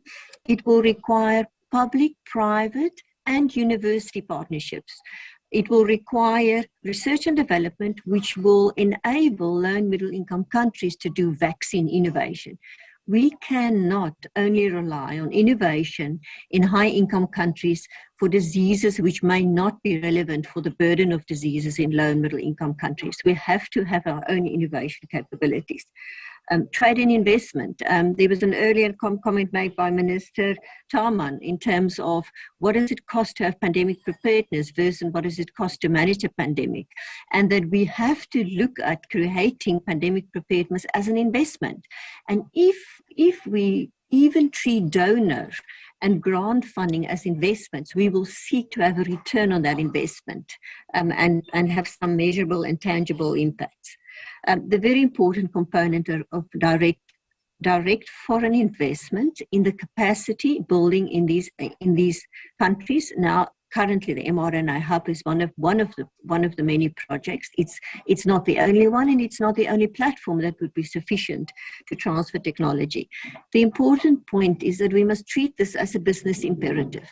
We have to ensure that these initiatives and the capacity we build is sustainable. We therefore have to coordinate at a regional level. We have to very carefully scale and build sustainable entities and industries which can not only supply certain vaccines to low and middle income countries, but also do that in a sustainable financial manner. Importance around technology transfer. The transfer of technology to outwards and inwards is a very important partnership model. We have seen now with the mRNA Hub that there's a technology transfer initiative that will impact on 15 different countries in the next 2 years, building capacity around mRNA vaccine manufacturing. And that manufacturing platform is not only a vaccine platform, it can be applied to therapeutics and other applications for mRNA. I want to make a comment around, an earlier comment around pandemic preparedness versus manufacturing capacity. If we successfully integrate those to be one initiative, we will be able to build financial sustainability. I've been very impressed with the earlier speakers covering all aspects and all important aspects of creating an ecosystem that is workable. A comment on pandemic surveillance. I do believe that is very appropriate that low and middle income countries invest in pandemic preparedness, but that we also combine that with the ability to do sequencing. If we look at an mRNA platform, if we have early and fast sequencing of the pathogens that may be create potential pandemics, we can utilize those sequences in a process to rapidly produce vaccines. I am looking forward to work with the many parties and many players in low and middle income countries over the next 5 years to build this capacity, not only for COVID-19, but for a pipeline of vaccines, which is relevant for the burden of disease in these countries where we all live and what we want to produce. So thank you very much, Prof. Tiki. Thank you very much, Petro, for those important insights. I like your point, particularly about the importance of government leadership, and it's, I think, all about political will, political commitment, backed by, of course, by resources, commitment to support the Global Fund, as well as what you mentioned about supporting local industries such as biopharma in Indonesia. Okay, so I'm very much aware of the time that we have.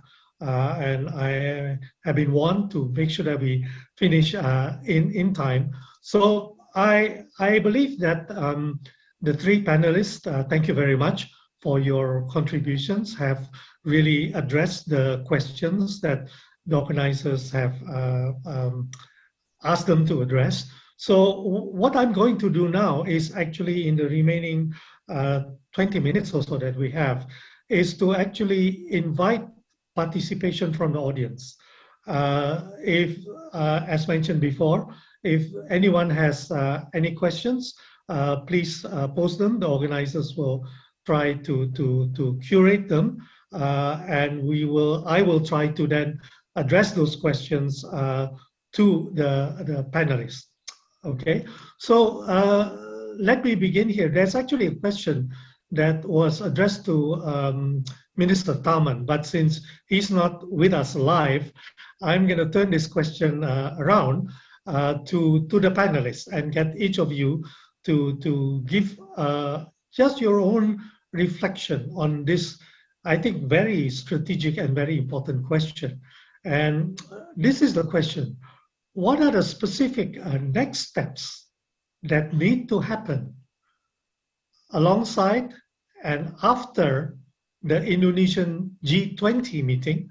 Okay, I think obviously referring to the G20 that will happen in Bali in November, in order to actually realize the new multilateral funding mechanism of $15 billion.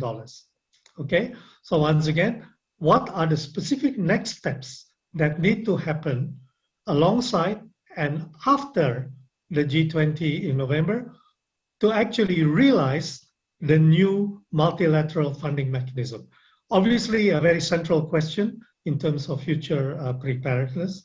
So, Pak Kunta, I'm sorry, can I start with you to see what are your views? You know, what are the specific next steps that need to happen? Okay, thanks, Pak Tiki. Actually, I already mentioned before, yeah. Actually, we have a meeting last week actually, yeah, in Washington DC during the IMF and World Bank spring meeting. Yeah, spring meeting. In this meeting, they already have agreement that this fund is the mechanism of fund is FIF. FIF is Financial Intermediaries Funds under the World Bank. And after that, we need to discuss further in G20, especially in June. We have a head working group, in the second head working group, and we have the financial and head ministerial meeting to discuss detail about what is called the FIF. So, like I mentioned, that in the first issue that our head working group, second head working group issue, we want to contribute to the financial head task force work by identifying discussion gaps. Yeah, particularly the head perspective on the current FIF discussion. Like I mentioned about identifying key elements of the global health architecture for PPR, and that should be financed, and a potential new financing mechanism, including criteria for beneficiary countries, resource allocation prioritization, and particularly considering opportunities to maximize head gain through multi-pathogen intervention and incremental investment in underlying health and community system core function. So in this meeting, we need to discuss with WHO too about this. We want to what is called, it's been that WHO is still in the central role in this case. We want, even though this is a new financial mechanism, but the WHO is still the central role. So we need to reiterate and re-emphasize to ensure that the mechanism will not lead to any duplication and fragmentation. So considering that how we need to if we can ensuring that the healthcare access for all, yeah. So considering that PPR capacities at local and national level, they play a critical role in preventing, detecting, and responding to disease outbreak. So in the second head working group in June, we also seek to discuss how the fund can incentivize countries to strengthen their national health system. So in doing so, we need to consider the recommendation on this discourse. And in addition, the global response to the COVID-19 pandemic testifies that our global supplies, facilities, and funding for diagnostic and therapeutics still leaves room for improvement to meet the demand for global needs, especially in diagnostic and therapeutics. So we need to discuss more about that. And we hope that access to vaccine, therapeutic tests, and PPE is still needed in anticipating the sort of COVID-19 cases and effort to end the acute phase of the pandemic. Therefore, we welcome the ACT Accelerator Facilitation Council Vaccine Manufacturing Working Group recommendation for G20. So in this case, we want to expand the SCT accelerator to create and to expand new capacity in low and middle income countries through exploring various sustainable collaborative models to regional vaccine hubs, technology partnership, licensing activities, and joint venture for production and innovation in global pharma and vaccine sector, as well as the work of the SCT Accelerator Facilitation Council tracking and accelerating progress working group that support the work of Indonesia G20 presidency in advocating gap closing in access to COVID-19 tools. And in Indonesia G20 Head Working Group, both at working group level as well as at higher political forum, such as the participation of the working group during the last joint pandemic head task force meeting and the first head working group meeting, we continue to strive to be part of the manufacturing hub of vaccine, therapeutic and diagnostic in the regional for the next pandemic prevention, preparedness and response. We believe that through equal access to vaccine, therapeutic and diagnostic, more people will be safe. So in conclusion, even though we already have an agreement in the beginning agreement about the mechanism of global fund through FIF, we need to continue to discussion detail in second head working group in June, the earlier June, and the last June we have a financial head minister meeting in detail about the FIF, and then about the countermeasures mechanism, especially using the expanding the SCT accelerator mechanism. And for the what is called for the sharing data and information, I think we discussing about the GSIT platform, GSIT Plus platform, expanding the GSIT platform. This is from me, Pak Tiki. Thank you, Pak Kunta, for identifying those specific next steps about identifying gaps and challenges, importance of collaboration, and obviously the details are going to be very important moving ahead to the G20 in November. Chandra, what are your thoughts on what are the specific next steps that are needed to happen? Yeah, from me, I just raised three issues, Pak Vicky and distinguished colleagues, ladies and gentlemen. The first issue is regarding the concept of health. I just make some illustration. You know, before COVID, it is very difficult for Indonesian, I believe in Singapore and other countries as well, to get health issue on the front page of newspaper. Usually health issue are on the third page or fourth page or even, but not in the front page. But now in COVID, every day, all newspaper globally, they talk about health on their front page. So everybody now realize that health is important. So I think this kind of situation, of course, we do hope that pandemic COVID will soon be, taking care better, but people should realize that health is important. So the word saying that health is not if everything, but without health, everything, nothing, should be there, should be the basis of that one. That's number one. Number two, I think whatever the next step is, the political commitment, the diplomatic commitment should be there. We heard from Pak Kunta, he has several steps will be done here and the next month, etc. And the next year will be presidency by India. Without a real political commitment by global leaders, all of the very nice concept cannot be implemented. So after everybody agree globally that health is important, the next one will be the political commitment from the global leaders. And the third step will be the system itself. How to find the best way, mechanism of funding, the system of funding, maybe some kind of organization structure, etc.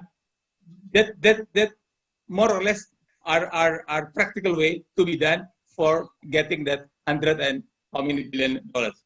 But without concept, health is important, and without political commitment, this new good funding mechanism will not be sustained. That's all from me, Pak Iki. Over to you. Thank you very much, Pak Chandra. Very important points there about next steps.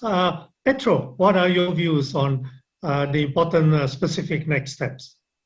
Dr. Full agreement with the other speakers.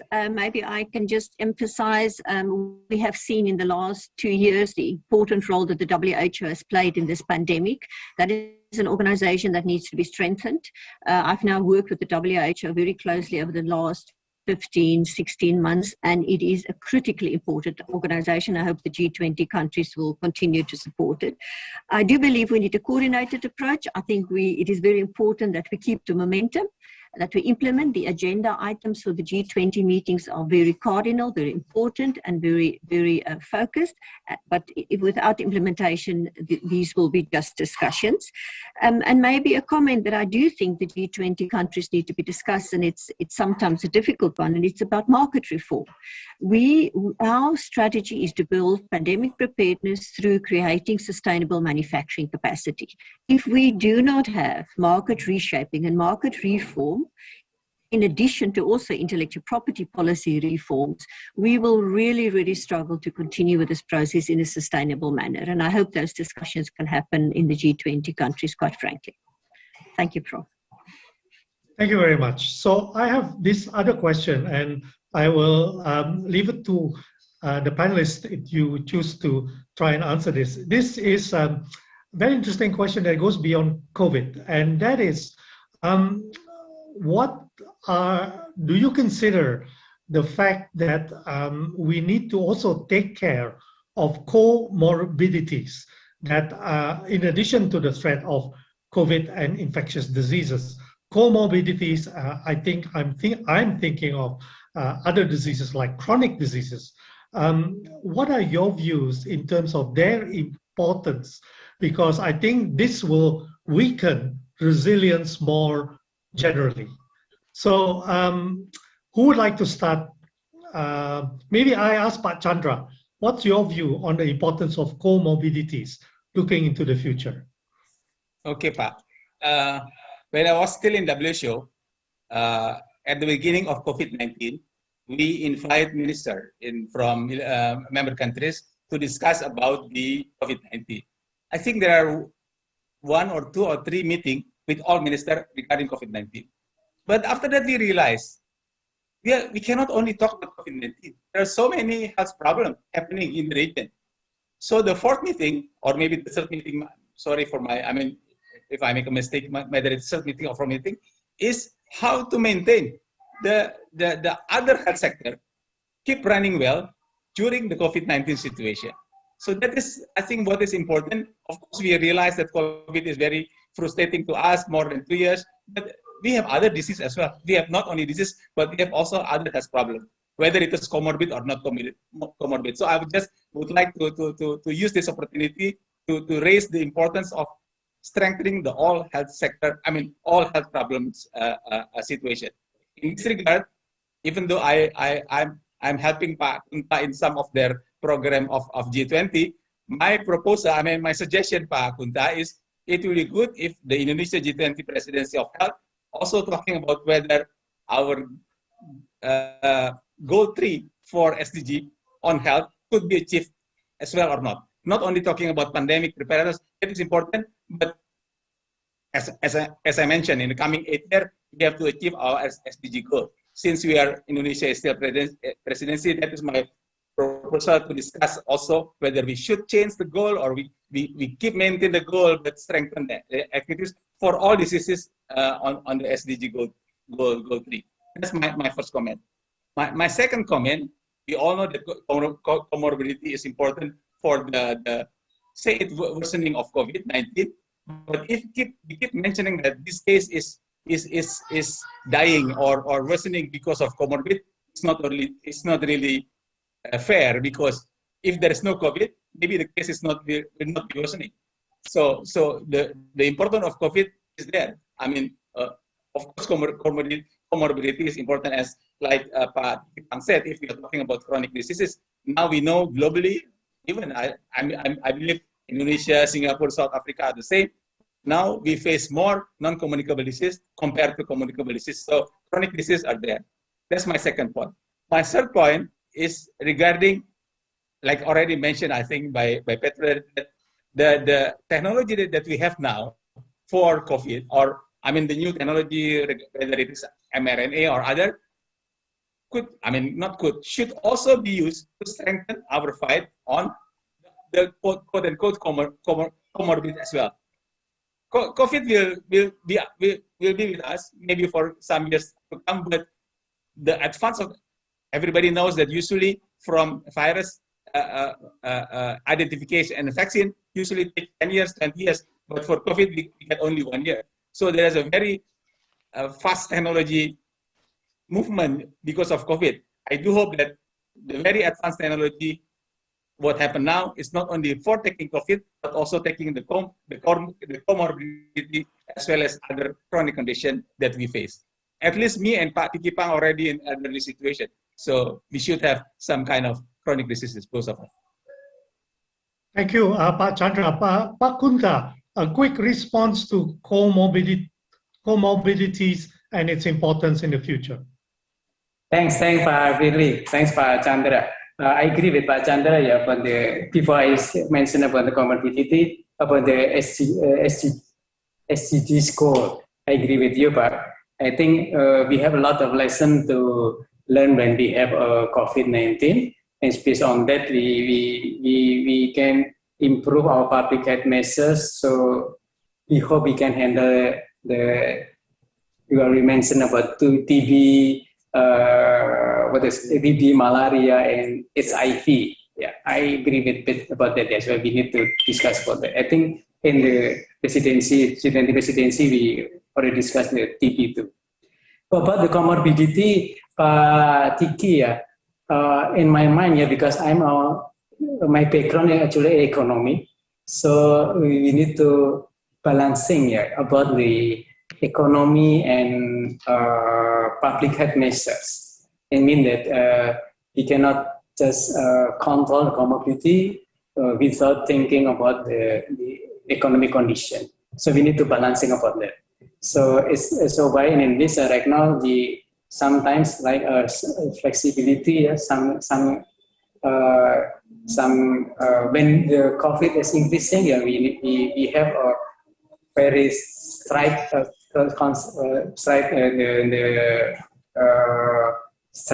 our countermeasures, but after the COVID is decreasing, we sometimes lose our control measure. So this is the balancing between that. But we cannot say that comorbidity becomes zero, something like that. But we will see if, like our research saying that 3 type criteria or 3 type factor that make people die. First is the age, the old people. We have comorbid. We have a disease in our existing disease in our head. And the third is they didn't got vaccination. So based on 3 factors, we need to do our best to make sure that the comorbidity is become decreasing. This part from. Yeah, thank you, Pak Kunta. Petro, you get the last word on generic technology platforms. What is its potential to extend to comorbidities? Particularly, again, I agree with previous speakers. Our behavior has been driven by the acute phase, and we know that due to the breakdown of supply chains and logistics, we actually increased the risk of chronic disease sufferers across the globe. We have seen cases even in South Africa of cancer patients not being able to access treatment because of supply chain challenges. We have to have a holistic approach to healthcare. There's an earlier mention made of health systems. We have to ensure that we don't weaken a health system just because we went into a pandemic crisis. We have to really plan for future. That pandemic preparedness also includes protection of our chronic disease sufferers, because that is the measure of the health of a population. Thank you. Thank you very much to the 3 panelists and for the questions submitted by the audience.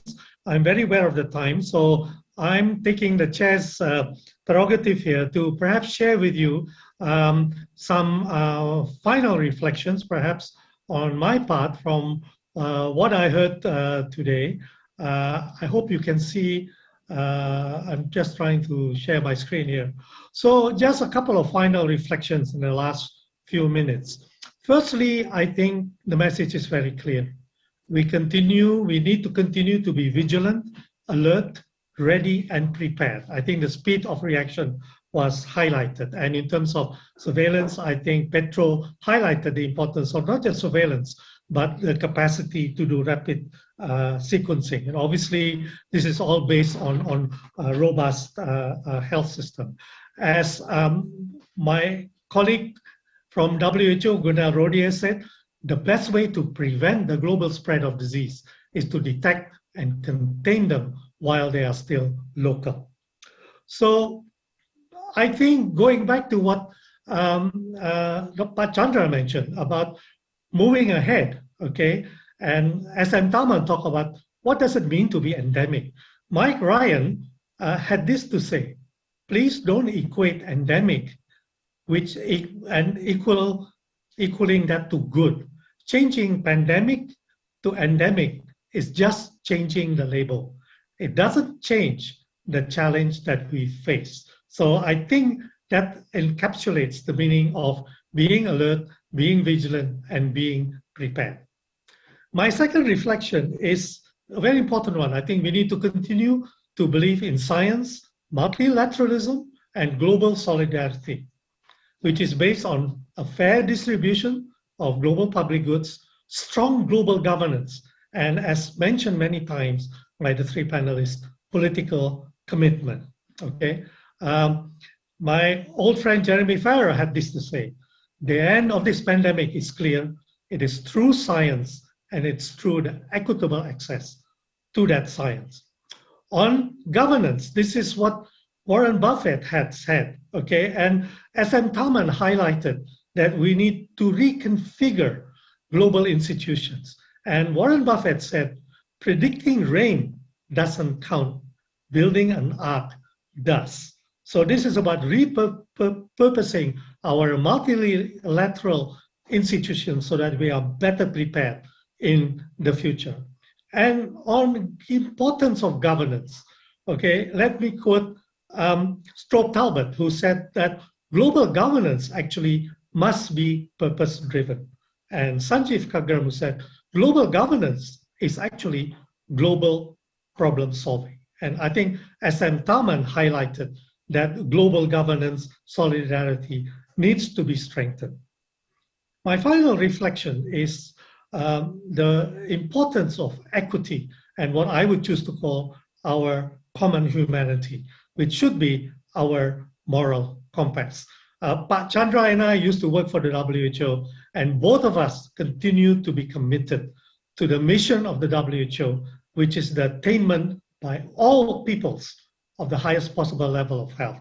I'm so happy that many of you, including SM Tharman, highlighted the importance of the WHO. I think Pak Chandra and I will both agree that there is no substitute for a strong WHO in the future. And on equity, Martin Luther King said, it is not possible to be in favor of justice for some people and not be in favor of justice for all people. So in the context of what we talked about today, my final slide is perhaps to send a message that we may have all come on different ships, but we're in the same boat now. So that's it for some final reflection. Organizers, I'm sure you'll be happy that I stop exactly at 10:55 to give you time to prepare for the next session. Let me end by thanking Petro, Pak Chandra, and Pak Kunta on their wonderful contribution. We had a wonderful discussion, and thank you again for the organizers for giving me this opportunity to chair this very important session. Thank you very much, and have a good day, everyone. Thank you very much. Thank you. Thank you. Bye-bye. Bu Petro. Bye. Thank you very much, Professor Tiki Pangestu. and all of our distinguished speakers for the first session. Ladies and gentlemen, we will now have a short 5 minutes break. The second session will promptly begin at 4 p.m. in the afternoon. Thank you very much.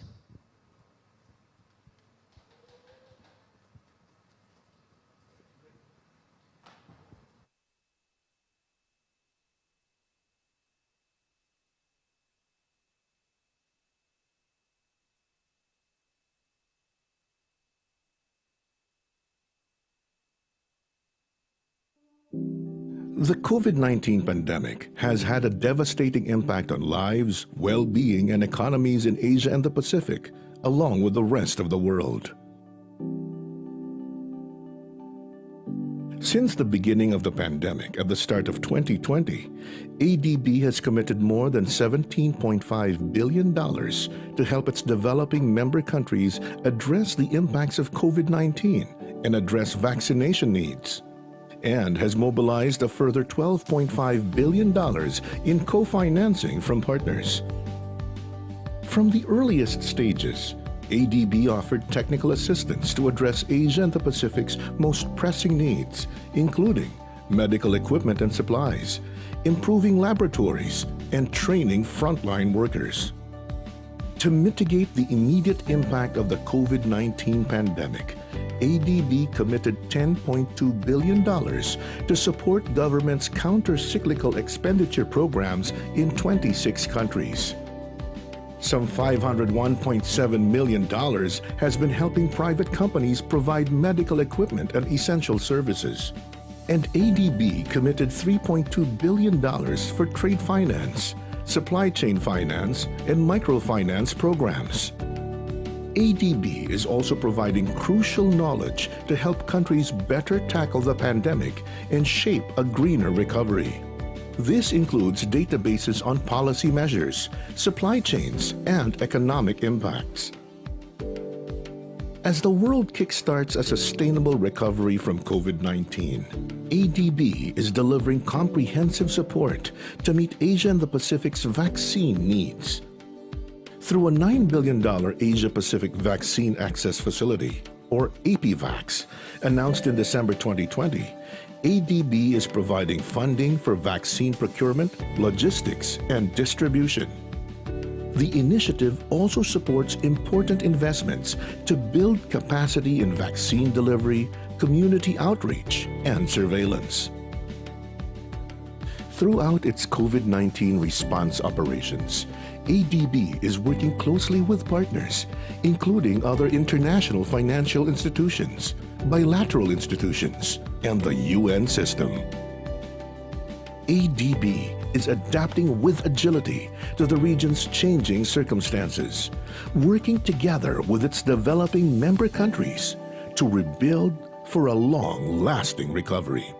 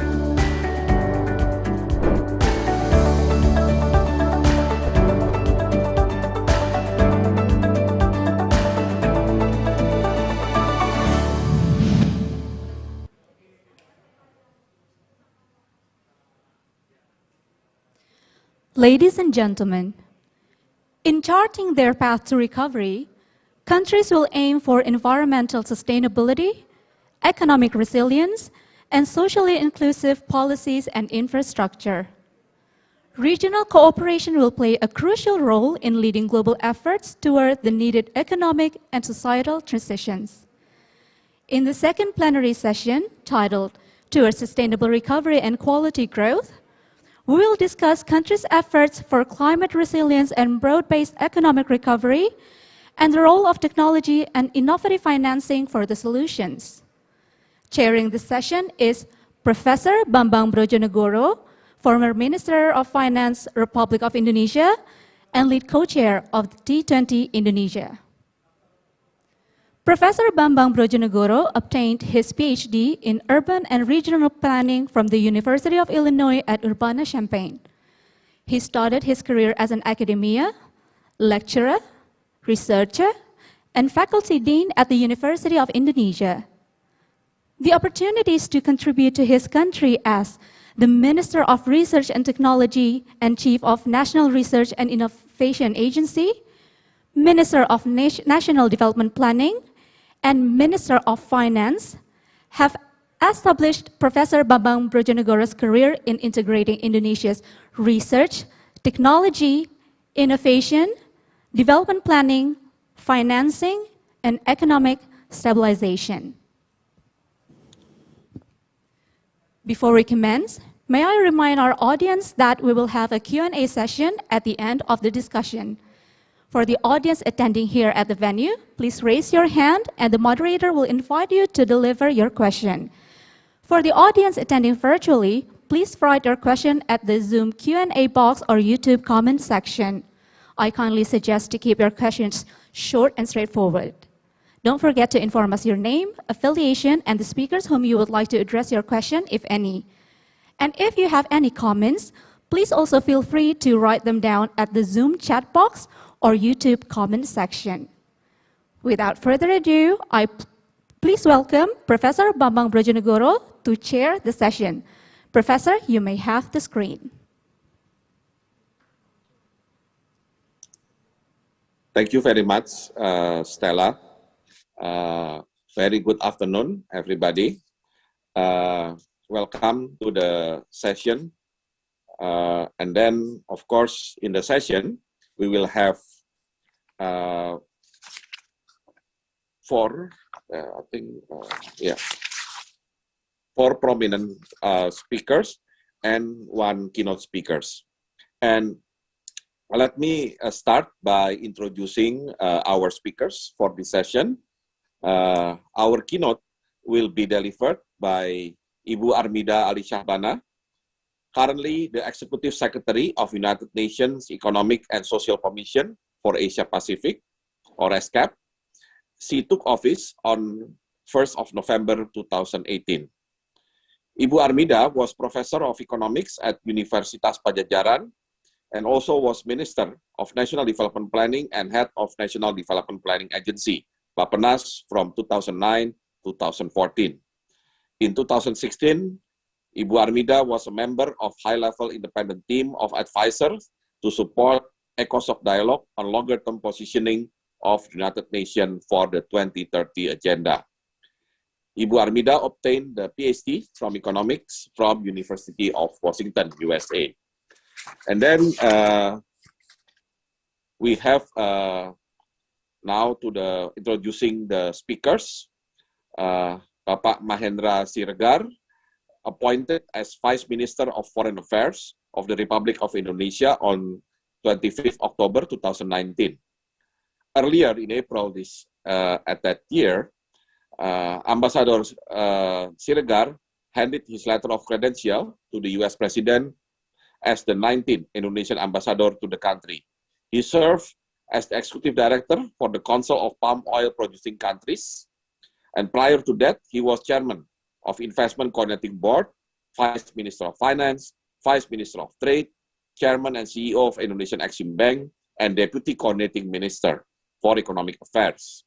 He was member for Board of Commissioner of various corporations, operating in financial services, mining, manufacturing, technology, consumer goods, and infrastructure. He graduated with a Master of Economics from Monash University, Australia in 1991. The next speakers would be Professor Kazuo Matsushita, Professor Emeritus of Kyoto University, and also President of International Academic Society for Asian Community, or ISAC, Senior Fellow of the Institute for Global Environmental Strategies, as well as Chairman of the Japan Society for G&H Studies. He served as Professor of Environmental Policy at Graduate School of Global Environmental Studies, Kyoto University, and also worked at Ministry of Environment of Government of Japan, and also Environment Directorate of the OECD, as well as UN Conference on Environment and Development. His publications include Climate Crisis and COVID-19, Environment in the 21st Century, and New Development Patterns and Environmental Governance. The next speakers would be Mr. Winfried Wicklin, Deputy Director General of Southeast Asia Department at the ADB. He supports the planning and delivery of ADB goals, strategies, and work plan in Southeast Asia, including ADB's technical assistance, knowledge product, grant and loan project in ASEAN, and all sub-regional cooperation initiatives in the region. Before joining ADB, Mr. Wicklin worked for PricewaterhouseCoopers, advising on corporate merger and acquisition. And before that, he was with UN, Industrial Development Organization, working on investment promotion and technology transfer. And then the next speaker, Ms. Sharon Lee Lian Xia, Senior Fellow and Coordinator at the ASEAN Study Center and Climate Change in Southeast Asia Program at the ASIAS Yusof Ishak Institute. Prior to academia, Ms. Xia spent 15 years at Ministry of Foreign Affairs of Singapore and National Environment Agency. She has some research interests related to the ASEAN multilateralism and also climate change. Graduated with Master in Public and International Law from Melbourne University, 2018. And also she is co-editor of 50 years of ASEAN and Singapore and other publication. She also the lead author of the State of Southeast Asia Survey Report and the Southeast Asia Climate Outlook Survey. So before we have the discussion, we will listen to the keynote speech that will be delivered by Ibu Armida Ali Shabana. Ibu Armida, floor is yours. Thank you very much. Terima kasih, Pak Bambang Brojonegoro. A very good afternoon to distinguished speakers, participants of the 2022 CSIS Global Dialogue. It is indeed my distinct pleasure to participate in this very important event on a very timely topic on sustainable recovery and quality growth. First of all, I would like to thank the organizer, CSIS, especially as well as T20, for inviting me in this event to also provide my thoughts and remarks. Let me start off by referring to the still ongoing COVID-19 pandemic, which is unfortunate for all of us. COVID-19 pandemic has posed profound socio-economic impacts for now more or over than 2 years, reversing decades of hard-won development gains, including SDG gains, pushing the region further off track to sustainable development. We at ESCAP have estimated that the pandemic has pushed approximately 85 million people into extreme poverty. Some 800 or so million informal workers across the region have been hit the hardest due to job insecurity, low skills, and lack of social safety nets. This has widened further the existing high inequality between and within countries in our region, not only in terms of incomes, but also in terms of opportunities. As we are coming out of the pandemic, started with the recovery, although this is still in different stages or different speed across the region, but we see that the recovery in the region is still considered to be nascent and also uneven, or the so-called K-shape. Between countries, we see divergent recovery trajectories due to unequal vaccine access and differences in stimulus measures. Within countries, we observe vast differences in recovery among sectors and opportunity gaps among segments of society, which further undermine progress on the SDGs. Furthermore, prolonged pandemic disruption may deepen the uneven recovery progress and lead to long-lasting scars. So that's why we're started also to talk about the scarring effect of the pandemic on the various aspects, including socio-economic aspects. So distinguished participant, may I now touch on the issues that we are facing, which is so-called a triple crisis. But a combination, first is the pandemic, and second is climate change. Asia and Pacific is at the forefront of challenges of climate change in terms of both the cause, as source, as well as the consequences. We know that the region has been responsible for more than 50% of global greenhouse gas emission. Although there was a brief respite, especially during the pandemic, but we already started in many parts of region that the greenhouse gas emissions started to increase again. In addition to climate change, our region is also one of the most prone or vulnerable to disaster, natural disaster. And our communities are already contending with rising, for example, rising sea level, extreme weather events, food and water scarcities. So therefore, this global warming that has been persisting, we can see the projection of more events occurred more frequently and more severe in magnitude in terms of this natural disaster. So therefore, the consequence of climate change and environmental degradation is very severe and also at the same time unevenly distributed, in which those who are least well off, oftentimes have to also bear the greatest burden. And then the third challenge, which has added complexity to the already very complex, very complicated development landscape, is of course all of us have been following this very closely, which is a geopolitical crisis, especially the rapidly evolving crisis in Ukraine, which have wide-ranging global impacts through this food, energy prices, increased debt, and also slower growth, rising inflation, disruption in trade connectivity, as well as in some parts of the region, especially Central Asia, disruption in their remittance flow. But again, colleagues, distinguished participants, as is always the case, although the heavy challenges, multiple crises, there are always opportunities that lies ahead, especially which started very much in the wake or on the wake of the pandemic, which, if I may, I just highlight one of these, which is digital technologies and innovation, in which, again, we've seen across the region the accelerated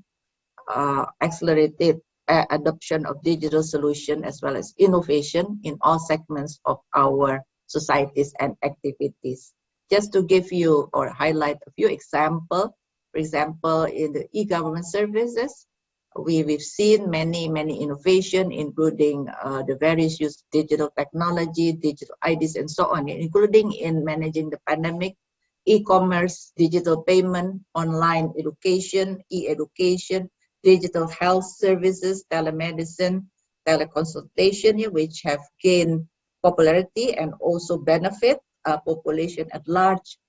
We also see many Asia-Pacific countries increasingly implementing specific digital technology solutions, including in the trade and connect area, such as digitalizing freight operation with the various details, which basically the paperless trade, which facilitates further the facilitation of trade and also the value chain.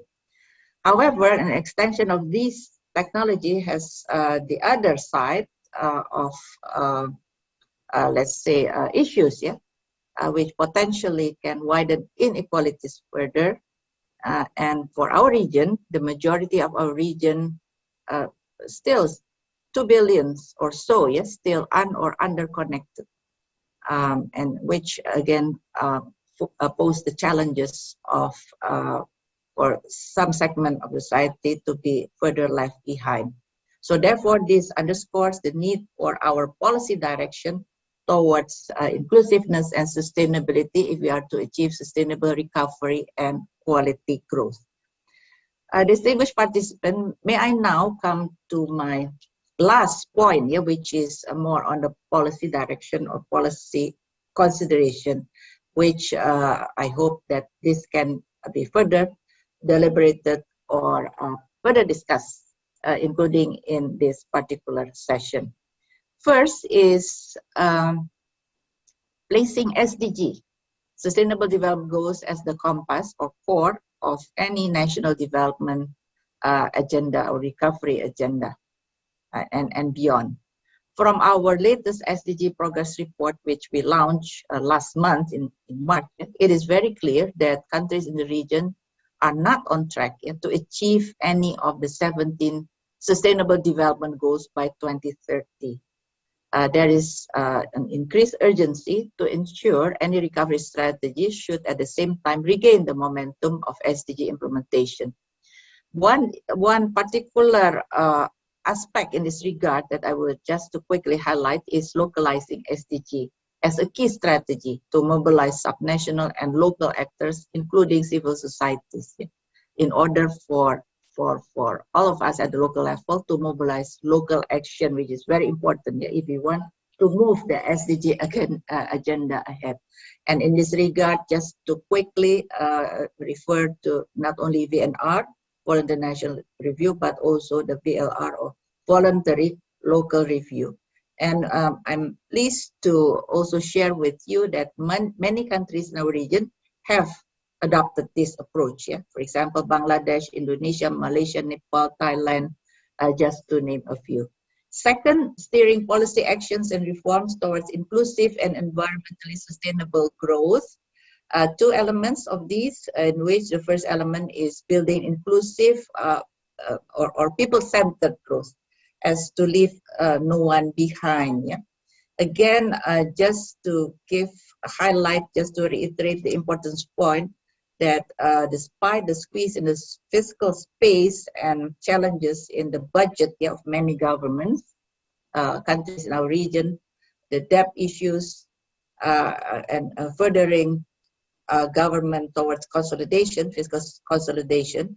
However, in such a situation, we need to spend, quote unquote, spend smart by spending on sectors or ensuring, safeguarding the spending on sectors that have the largest impact on equality, poverty, and long-term growth, namely spending such as in education, health, including health coverage, as well as universal basic social protection. And within this context also, alongside targeted fiscal spending or safeguarding the targeted fiscal spending, is revenues need to be broadened, especially as tax collection remains low in the region, including, as I understand, in Indonesia. So it is time to tax, quote unquote, tax fair. That is, everyone pays their fair share.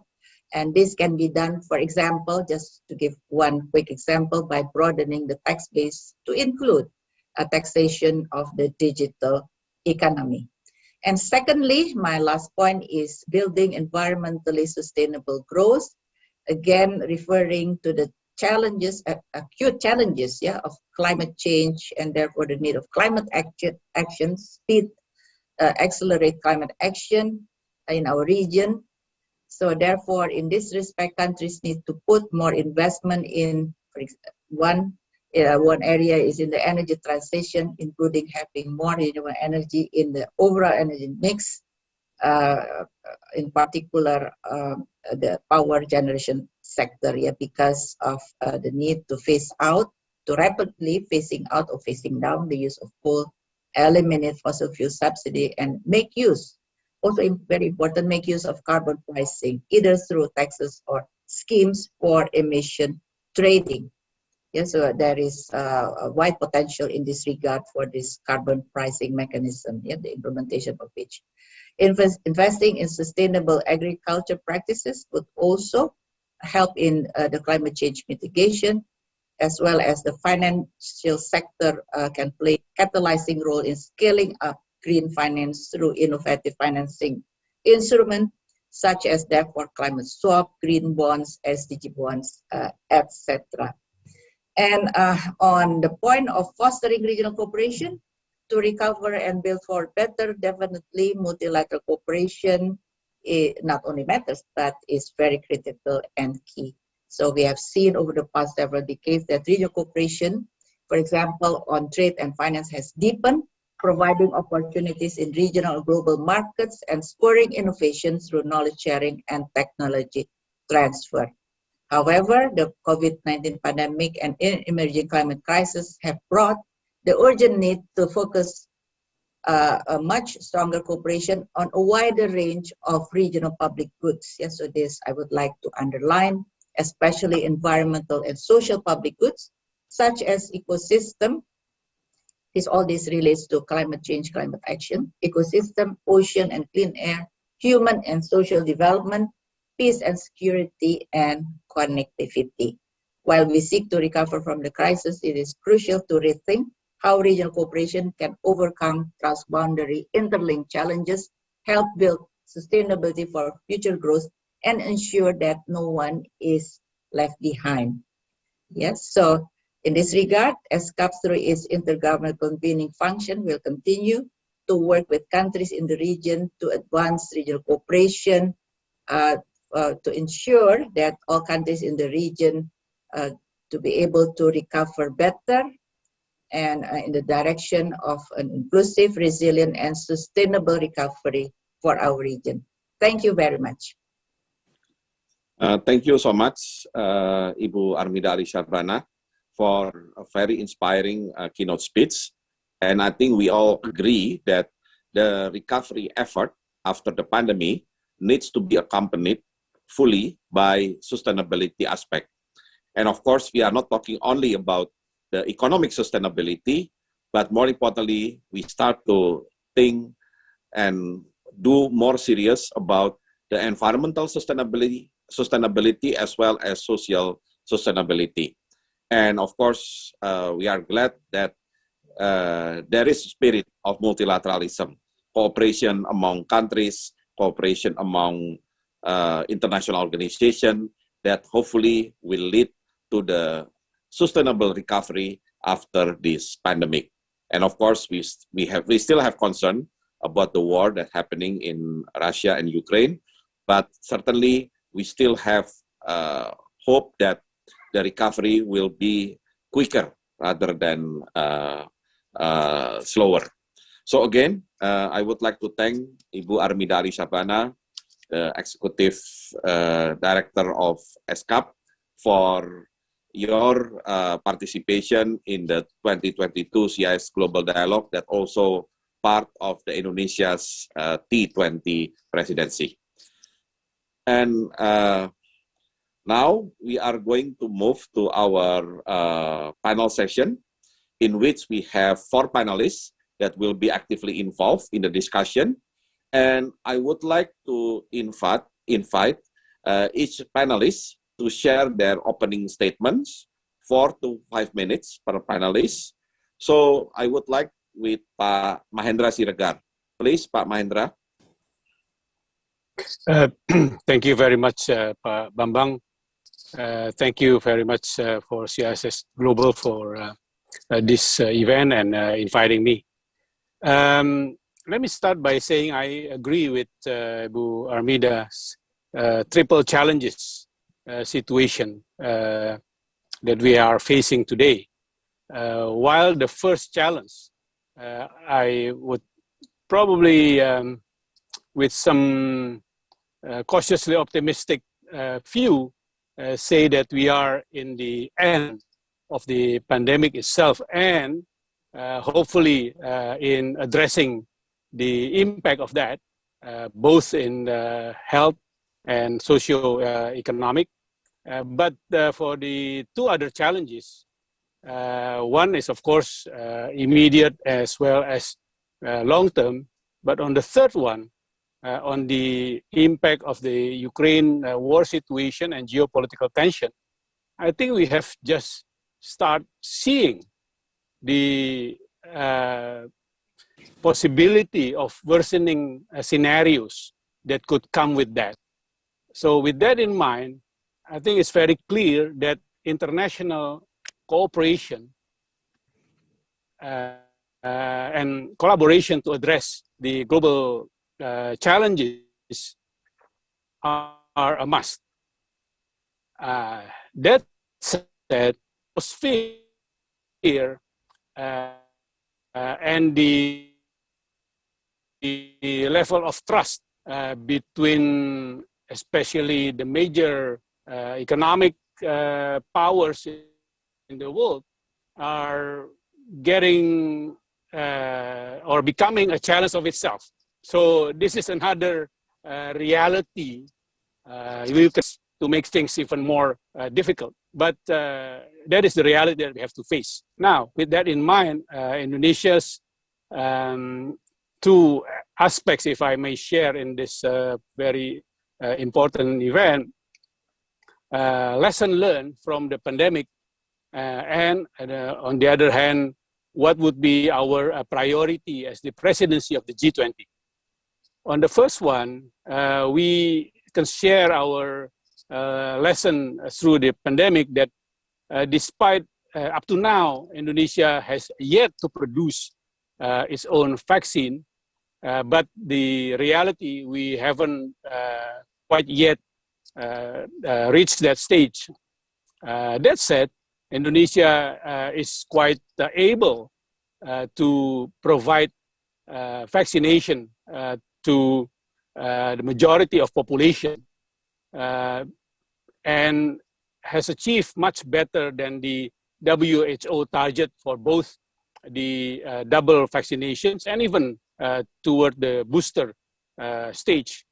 And on that, I think it's very important to underline the effectiveness of our both the multilateral international collaboration. Again, this is key, without which it will be much more difficult. But on the other hand, its resilience domestically, ranging from the budget capacity to political resilience, which in other countries have become on the health issue itself. One element need to be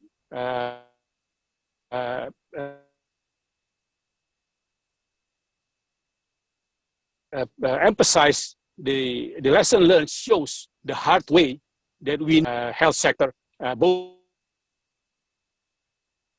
in the infrastructure, I mean the hard infrastructure as well as the soft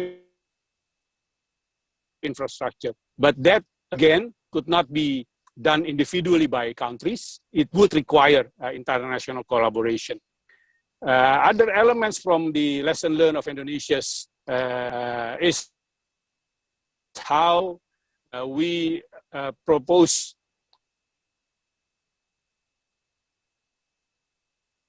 and promote further the in two parts.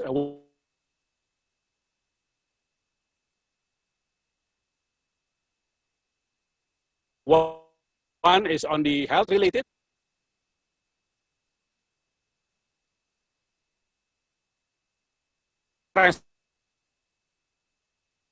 From payment now is done directly online.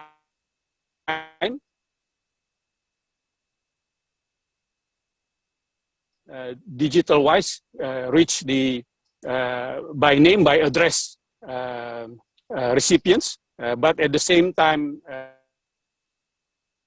it has been quite successful to improve the quality of business and payment and trades and transactions through the online facility. So that is the other one that I would like to share. Now, based on that, and also the priority, recover together, recover stronger theme, which basically now I think has become more relevant.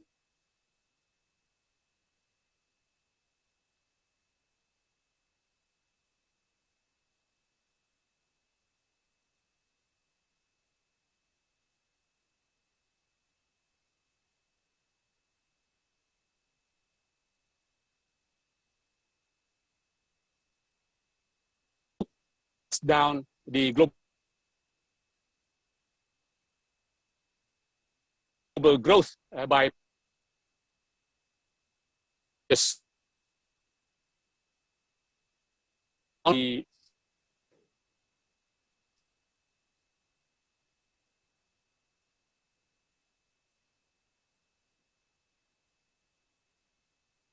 I think we cannot hear you. I think there is a problem with connectivity. Sorry, it was cut off a little bit. Oh, okay. Okay. So that is the promoting the second again to promote the digital economy transformation, and last is an element of the climate change. So that would be Indonesia's priority. But let me close by saying the elephant in the room, tension and the war in Ukraine, that would or could create the worst case scenario of stagnation and inflation taking place at the same time, or stagflation. That even could go further. It's either we really hang together in this very critical time, or we will be hanged separately, or in our theme.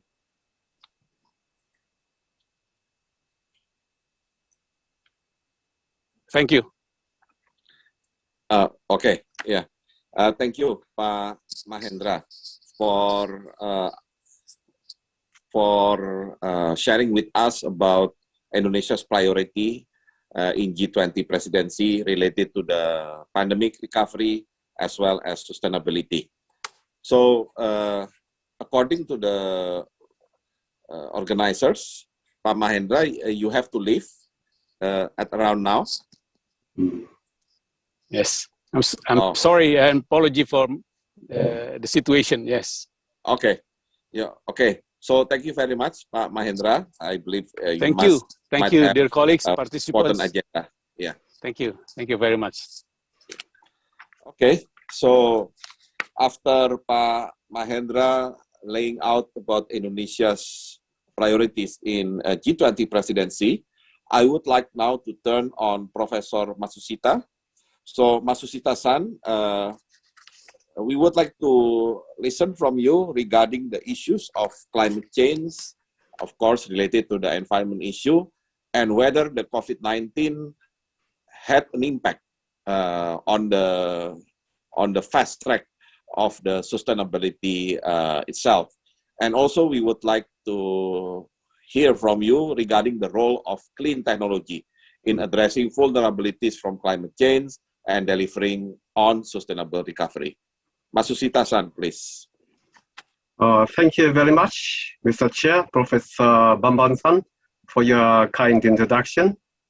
And thank you very much for inviting me to this very important global dialogue. Yes, as Professor Almeida indicated in her speech, climate crisis and COVID-19 are two urgent issues that the international community has to work together to address in order to ensure the survival of humankind and to realize quality growth, we need to make an early transition to an economic society that is less prone to pandemic and can avoid climate crisis.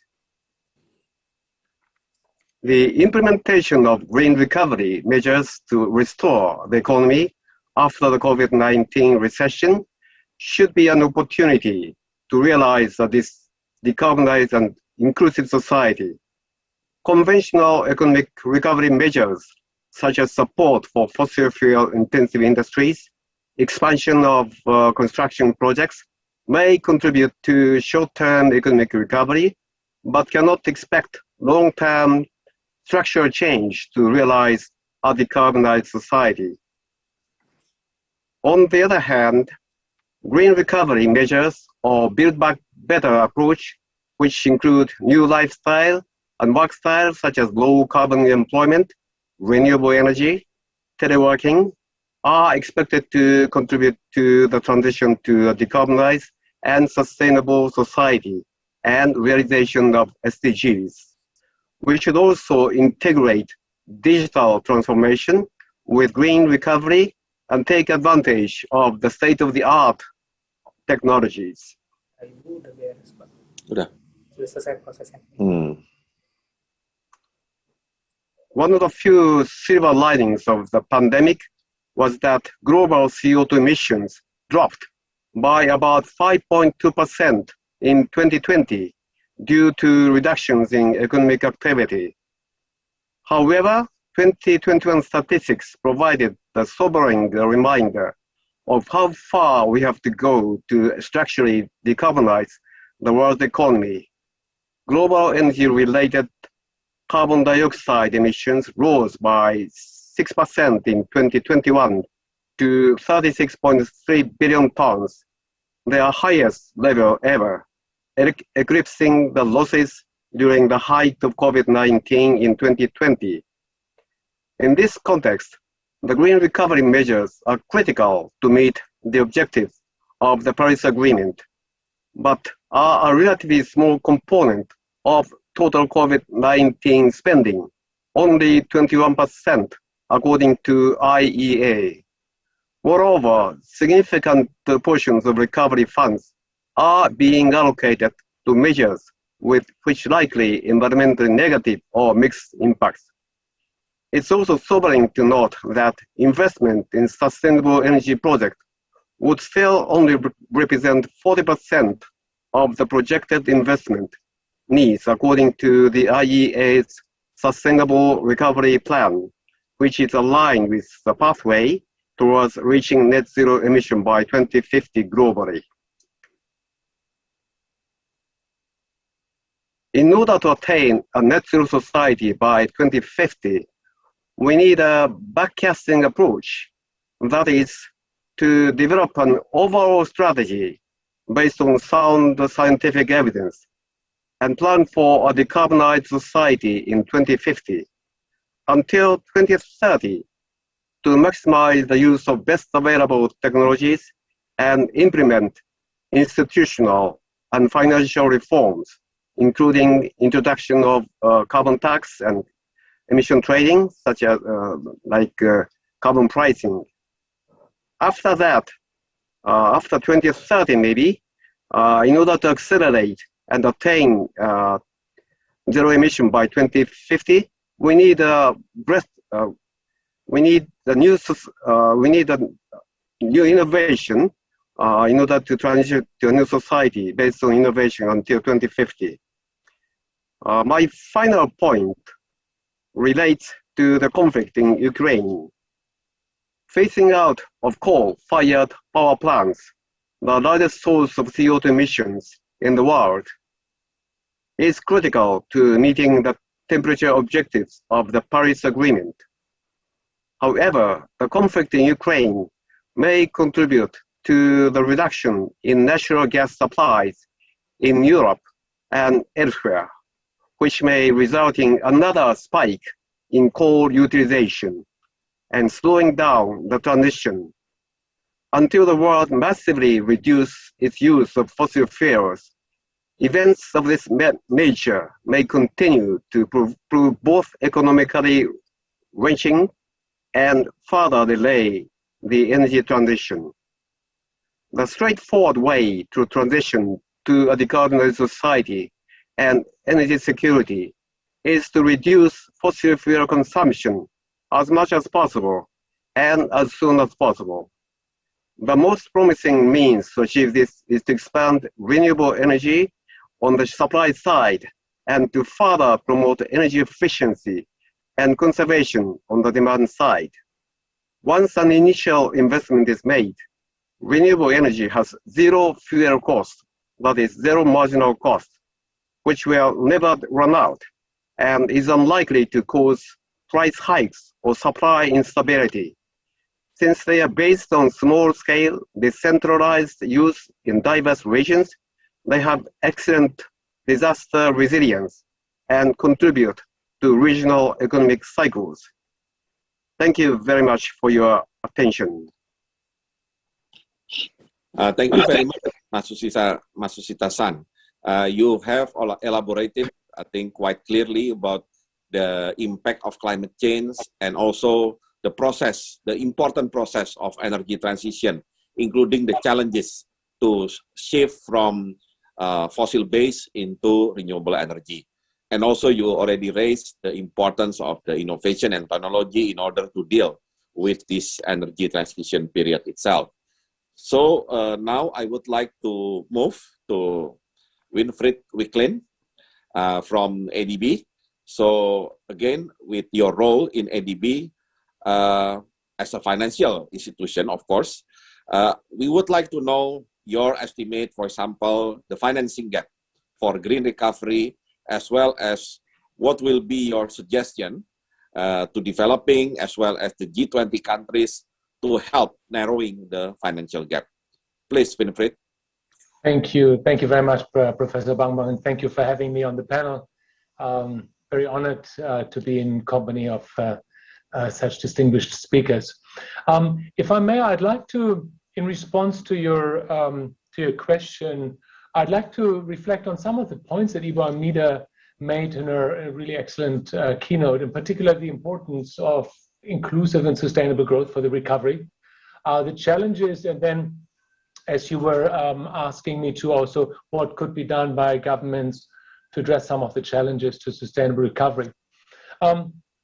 So first on the importance, fingers crossed, as Mahendra said also, the region seems to be coming out on the other side of the pandemic. But what we are seeing is, it seems to be a divergence between the economic indicators on the one hand and the development indicators on the other. So on the economic front, Southeast Asia has positive growth prospects, still quite positive. We expect the ADB around 4.9% for growth this year. But of course, with the downward risks to the outlook that we discussed earlier, oil prices, inflation, debt, continued geopolitical risks, etc. But that's on the economic front. On the development indicators, they show a different picture. We have quite a reversal of the remarkable progress made in the decades prior to the pandemic, and including particularly in Indonesia, which has done such a fantastic job in catching up on social indicators. And Ivo Almeida made the point. So in poverty, 5 million more people have slipped back into extreme poverty. 9 million jobs were lost in ASEAN. Inequality has increased as the unskilled workers have suffered more than skilled workers who have been happily and quite productively working from home. And more recently with food security issues with the crisis in the Ukraine is an emerging issue that needs to be addressed. You add to the pandemic issues the challenges of climate change. Again, as Ivo Almeida mentioned, Southeast Asia or Asia is both a contributor to climate change, but they may even more so one of the regions most badly affected from the impact of climate change. So we really need to extend all efforts to prevent an emerging SDG crisis from happening. And I totally agree with Ibu Armida's suggestion to put SDGs at the forefront of the national and regional recovery agenda. So that's why inclusive and sustainable recovery is so critical and must be part of the solution going forward. Inclusive growth must avoid the long-term scarring effects, and it must include improvements in the education and health systems. It must address skills gaps. It must also strengthen social protection, the gaps of which became blatantly obvious through the pandemic crisis. And by the way, on which we have, the region, has made a lot of progress forced by the crisis. That's the silver lining always of a crisis. But growth must also be sustainable and green. And one, obviously, it's important for the planet and our future generations. But what I also want to stress is that green investments also boost economic growth and create much more jobs compared to non-eco investments. So the multiplier of green investments is much higher than non-eco investments.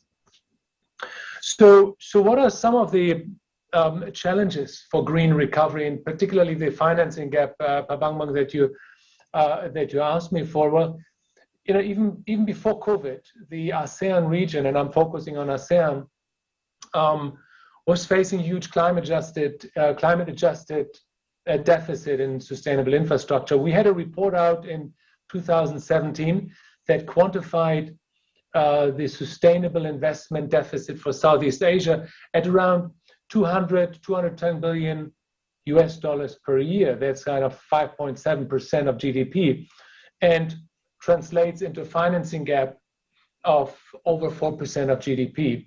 But these numbers, they are 5 years old, more than 5 years old, and came before the pandemic. So they will have gone up quite substantially since, not least take into account the digitalization and required infrastructure, and also the impacts of COVID in terms of social infrastructure investment needs. You add to that investment gap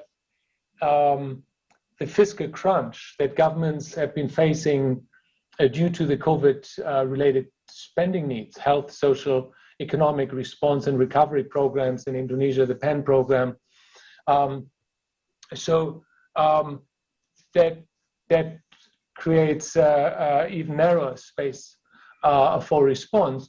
And in addition to these investment financing gaps, there are, of course, plenty of other challenges governments are facing in terms of inclusive and green growth. The enabling policy, legal, regulatory framework, developing pipelines of green and inclusive projects that are bankable, the capacities in public and private sectors, and also engaging in partnerships between governments, private sector, think tanks, etc.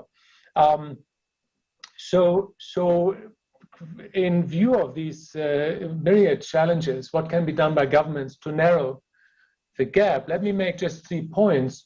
One is also one that Ibu Armida made, domestic resource mobilization. Has to be at the forefront given the fiscal crunch.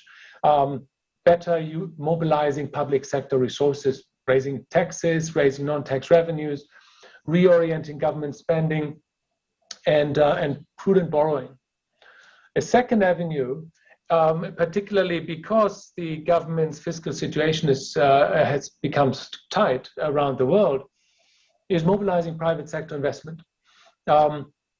What can be done? One is the investment environment. You're enabling policy, legal, regulatory environment, policy reforms, particularly. Two is creating innovative and blended finance mechanisms by using concessional and philanthropical capital to leverage private capital to invest in inclusive and sustainable causes. That can also include de-risking mechanisms through blended finance to attract more investment that otherwise would not happen due to the risk aversion of the investors. And the third way to attract private sector investments very importantly, is to find ways to develop and structure green projects that are actually bankable, that is around the region, around the world, has really been an issue, the lack of bankable projects.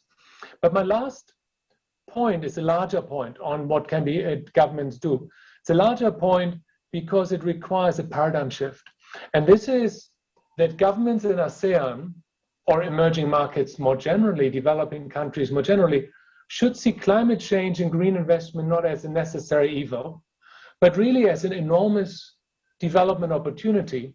So these countries, the ASEAN countries, have really an opportunity to establish a strategic position in technologies and industries of the future. And if they do so early, create the environment to attract those technologies and industries, to win the competition for international investment and expertise. So let me stop here. Thank you, Pak Bambang. Thank you so much, Winfried, for highlighting the importance of first the inclusiveness and also how to prioritize SDG when we are doing the recovery. So we hope that it will be a sustainable recovery that will accelerate the goal of 2030. And of course, when we are talking about financing, we really applauded what ADB has started with the so-called energy impact model that will include the early retirement of coal power plant. So again, thank you, Winfried. And then next, I would like to give the floor to Ms. Shah.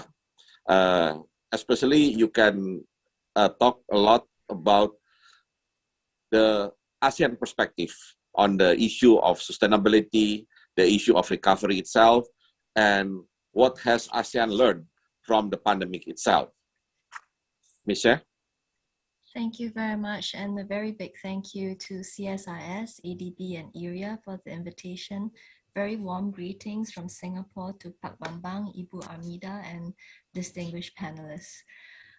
So as always, when it falls to the last speaker, you always have to find something fresh and a different perspective to talk about. I will try to also incorporate some of the responses to what the previous speakers have said. So just a very brief background. At the 1992 Rio Summit, the world agreed to balance the pursuit of economic development with the protection of the environment. And it's been 30 years. This is in the term, we agreed on the term sustainable development. But after 3 decades, the painful truth is that we have continued to put greater currency on the development side of the house, almost ignoring the sustainable side. ASEAN governments have now realized that our relentless pursuit of economic growth and development actually comes with hidden costs, such as the degradation of the environment, air pollution, public health risks, increased incidences of zoonotic disease transmission, loss of biodiversity. Some of this has been talked about in the earlier session, and many of these effects are actually irreversible and irreparable. The COVID-19 pandemic was a wake-up call for many governments around the world. And as SM Tharman said, it will not be the last of the pandemics. If we do nothing to reverse the ecosystem imbalances and to protect the natural environment, we can be assured of recurring pandemics. For the past 2 years, ASEAN governments have focused mainly on the disbursement of stimulus packages to support industries that are badly hit by the pandemic, such as aviation, tourism, and hospitality. In a study that a colleague and I did, we found that by April 2021, about 6.8% of ASEAN's GDP had been spent on stimulus packages, and this is double from 2020 when the lockdowns first started. These stimulus dollars are used to ramp up economic recovery through cash assistance to retrenched workers and vulnerable groups, as well as to give support to the MSMEs. And much of the spending also went towards improving COVID testing capacities and then rolling out national vaccination programs, all of which are critical to sustaining life and maintaining livelihoods. In addition, governments also borrowed from MDBs for COVID-19 related assistance. So besides emptying our coffers, governments also borrowed. And this put some of them in rather poor fiscal positions. And as Professor Matsushita said, these are short-term measures that are used to prop up the economy. Few governments leveraged on that spending for sustainable recovery or to future-proof their workforce. I think Malaysia and Singapore were the only exceptions. What governments now need to do is to plan long-term fiscal budgets, policies, laws, regulations that will systematically transition us from fossil fuel-driven economies to now low-carbon economies. And I like what Winfred said about this being really an opportunity for development, and really Southeast Asia being in this strategic position to capitalize on it. So in this regard, ASEAN governments have actually made their individual pledges for climate action. These are known as nationally determined contributions. And 4 out of the 10 governments have submitted their voluntary long-term low emissions development strategies under the 2015 Paris Agreement. Singapore, Cambodia, Indonesia, and Thailand are the 4. And this shows how seriously governments in the region are taking the climate threat. But individual will cannot replace collective action. And in response to this, ASEAN developed an ASEAN Comprehensive Recovery Framework that contains 5 strategies to recover better. And one of these strategies is to promote sustainable development, facilitate a transition to sustainable energy, build green infrastructure, promote sustainable finance, amongst others. But one of the challenges for ASEAN is that institutionally, it does not have a steady governance structure to support robust climate action.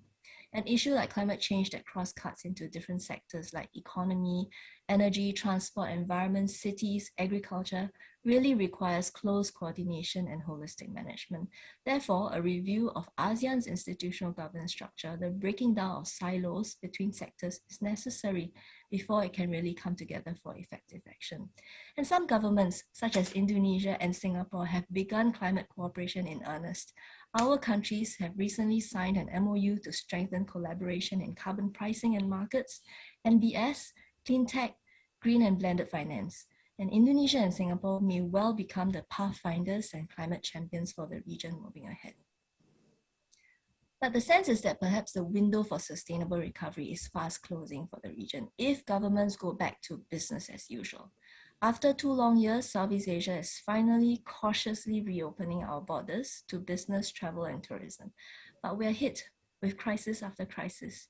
Our triple crisis, as our lead speaker, Ibu Armida, puts it, are all human-induced, if you notice. That's the common thread. We created the problem, so we have to solve the problems. And we don't have the luxury of tackling them one by one, but simultaneously. Against this increasingly hostile world, it would bear upon sensible governments to first secure peace and stability to deal with pressing challenges. At this juncture, the political crisis in Myanmar, in our own backyard, and the Ukraine-Russian war further afield are really 2 of the geopolitical fractures that need urgent attention. And the brokenness of institutions such as the UN does not bode well for the prospects of continued peace, security, and stability. So this is where a regional institution like ASEAN can make a difference by becoming a backstop to the erosion of multilateralism. And I will end here by saying that I'm heartened to find out last night the UNGA adopted a new resolution without voting on a standing mandate to convene the UNGA if a veto is passed in the UNSC. And this is one way we can ensure that we uphold multilateralism in its true form. Thank you very much. Yeah, thank you so much, Ms. Shah, for explaining about the ASEAN effort to deal not only with COVID, but also to the aspect of sustainable recovery. So we still have, I think, 15 minutes left on this session. And of course, I would like still to invite the question from audience through a Q&A box in the Zoom. But before turning on the question from audience, I would like to ask one question for all 3 panelists. So I hope you can answer my question from your different background and different perspective. So my question would be, about the COVID-19 itself. We know that COVID-19 has been maybe one of the biggest natural disaster that ever happened in our life, at least, for the human being.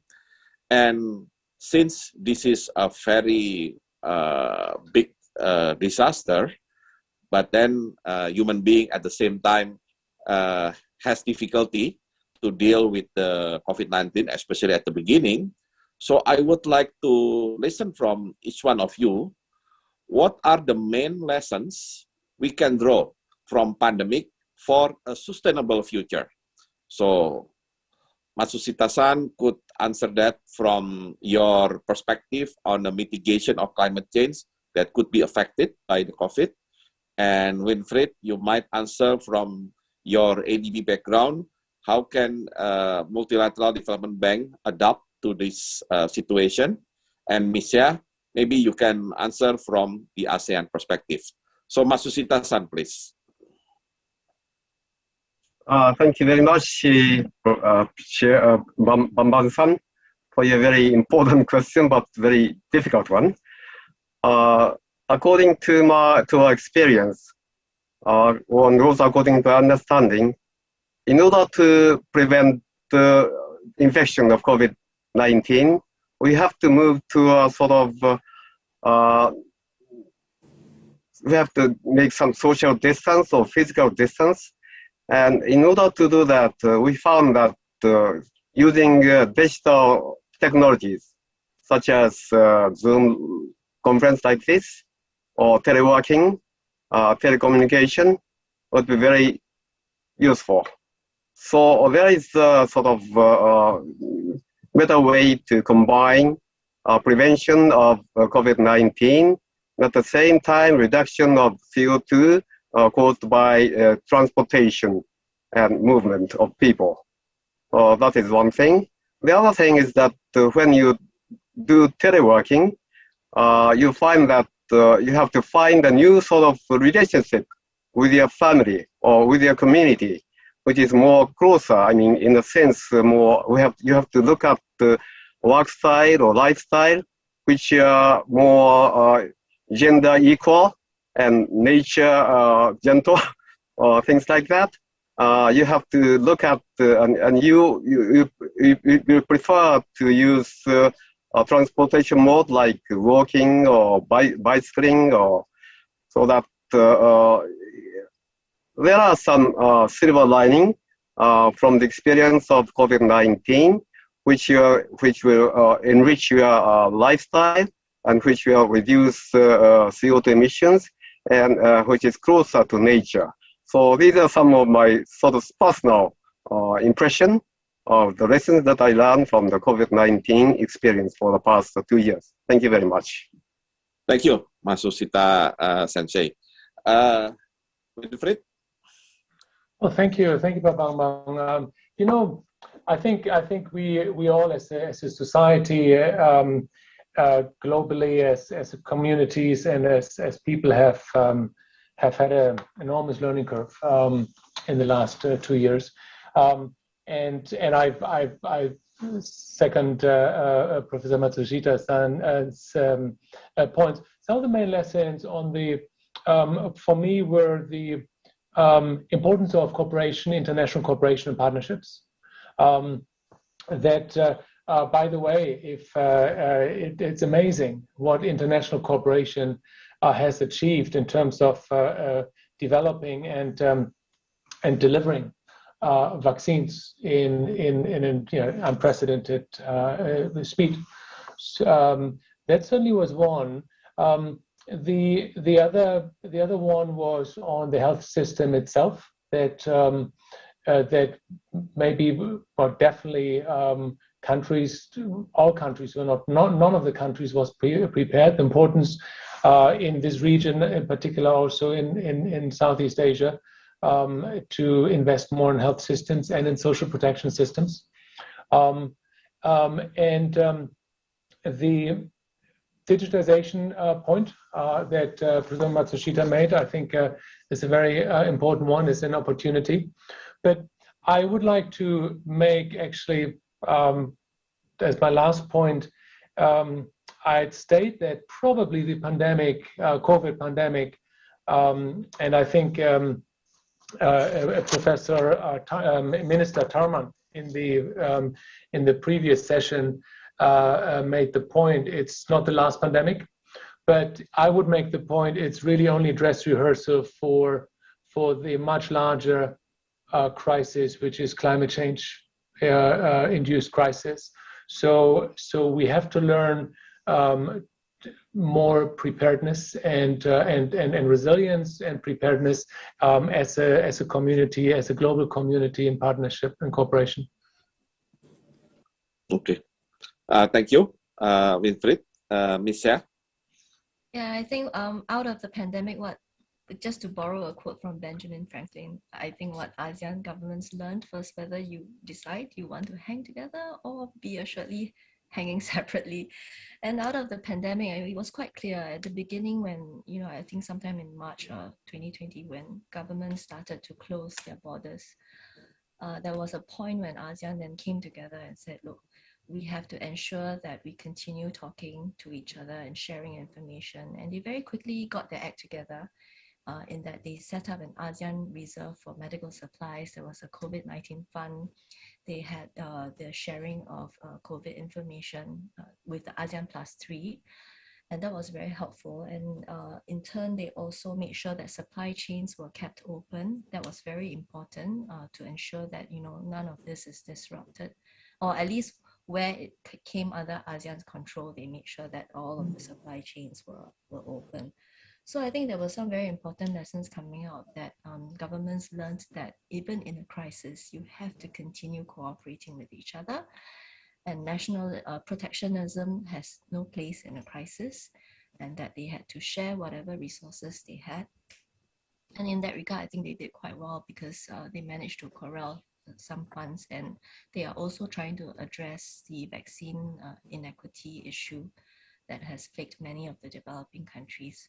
But now going forward, they have to look at social inequality issues that's arisen, and also many of the regression in SDGs. I think prior to the pandemic, ASEAN has done relatively well in some of the SDGs, and we shouldn't let the pandemic rob us of the progress that has been made so far, and we have to fight really hard to ensure that we continue keeping to that.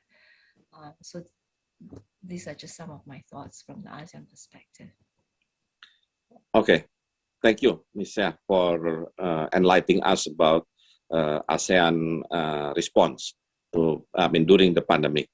So for the last 5 minutes, I would like to pick up one question from the audience, from the Q&A box. This is from Mei Lin Fung and intended for all panelists. The question, how can ASEAN rise to the challenge of becoming a leader in multilateralism and help the rest of the world see how a region can effectively respond to the triple crisis? What steps would you like to see that could set this in motion? So anyone from panelists would like to contribute for answering this question? Matsushita Sensei, you like to start?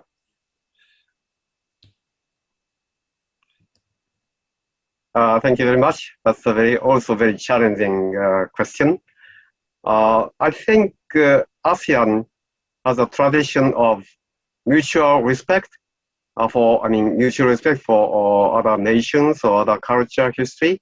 It's a sort of not so tight boundaries, but a very friendly system. I think that's what I understand, and which is very important. More sort of tolerant, more sort of peaceful, more gradual approach to the issues that we are facing today, so that. But we have the same kind of unity among the sort of ASEAN tradition, so that in this,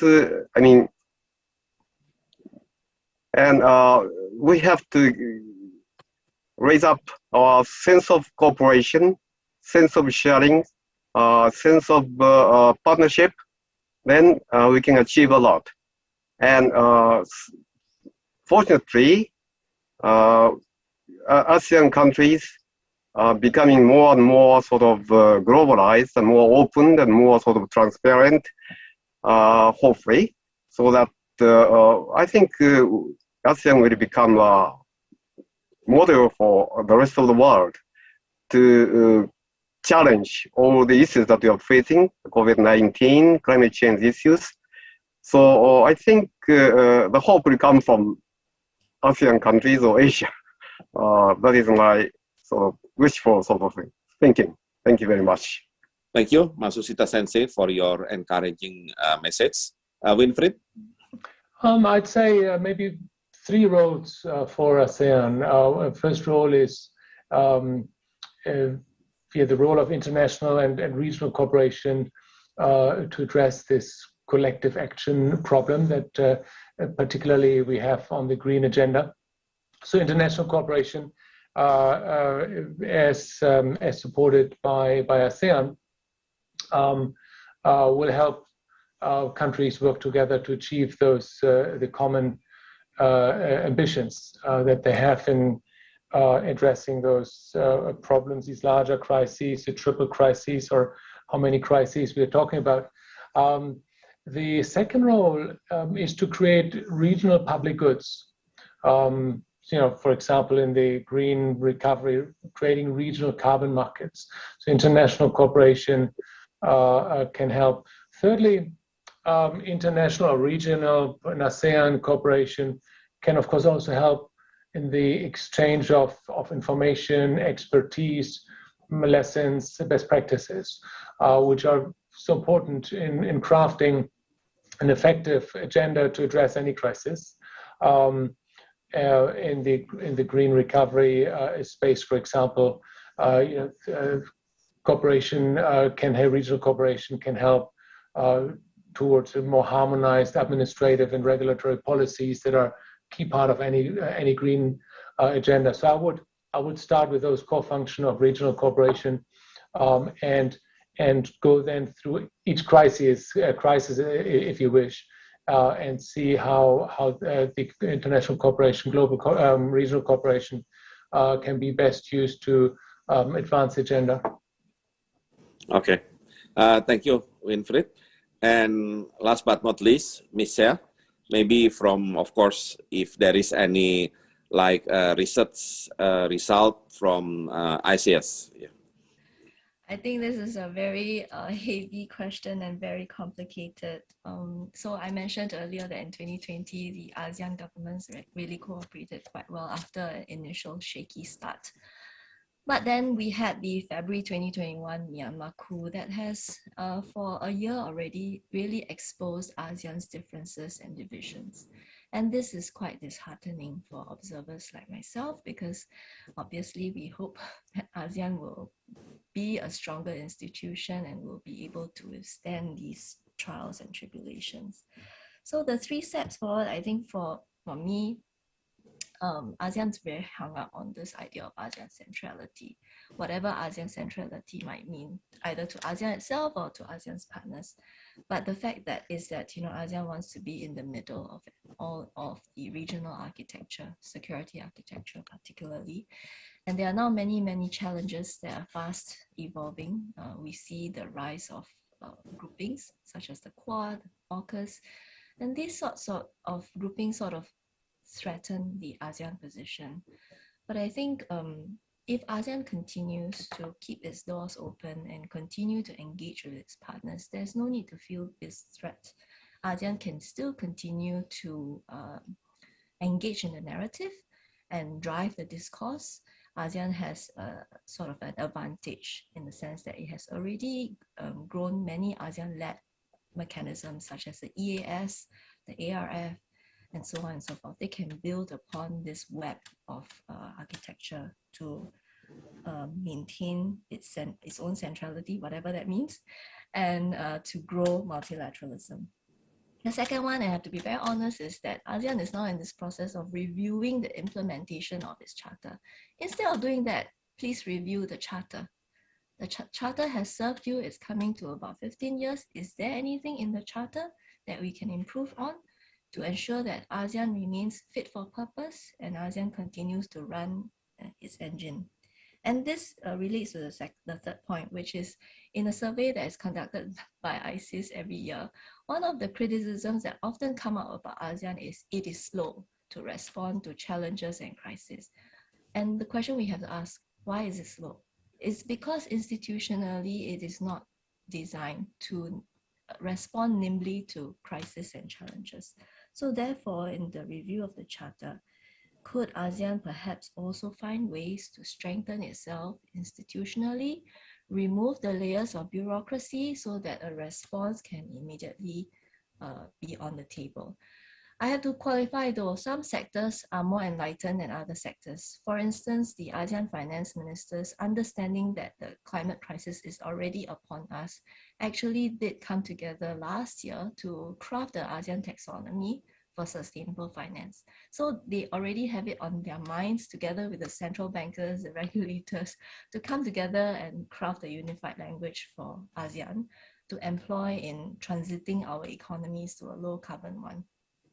But some other sectors are not as enlightened and do not have those close working relationships. So some of this is uneven. Within ASEAN, it's uneven. So we have to find a way to even it out so that ASEAN can be strengthened institutionally and contribute constructively to this discussion that we're having about multilateralism in the world today. Yeah, thank you. Okay. Thank you, Ms. Seh. I think we already come at the end of this session. I don't want to make a conclusion, but at least in general, we all agree that dealing with the triple crisis, we need to make sure the recovery process will be accompanied by sustainability and also ensuring the goal of SDG 2030 will be achieved, although we had some difficulties, interruption during the pandemic period itself. And of course, at the end, Indonesia as the current G20 president, as well as ASEAN, can play a role, not only sharing experience, but also coming up with some good initiative that will make sure that our recovery will be a sustainable recovery. So again, I would like to thank all the panelists, Professor Kazuo Matsushita, Mr. Winfried Wicklin, as well as Ms. Sharon Xia for their contribution. And also good to hear also from Pak Mahendra at the beginning and Ibu Armida as a keynote speaker. So we can conclude this session. Thank you very much and very good afternoon, everybody. Thank you very much, Pak. Thank you, everybody.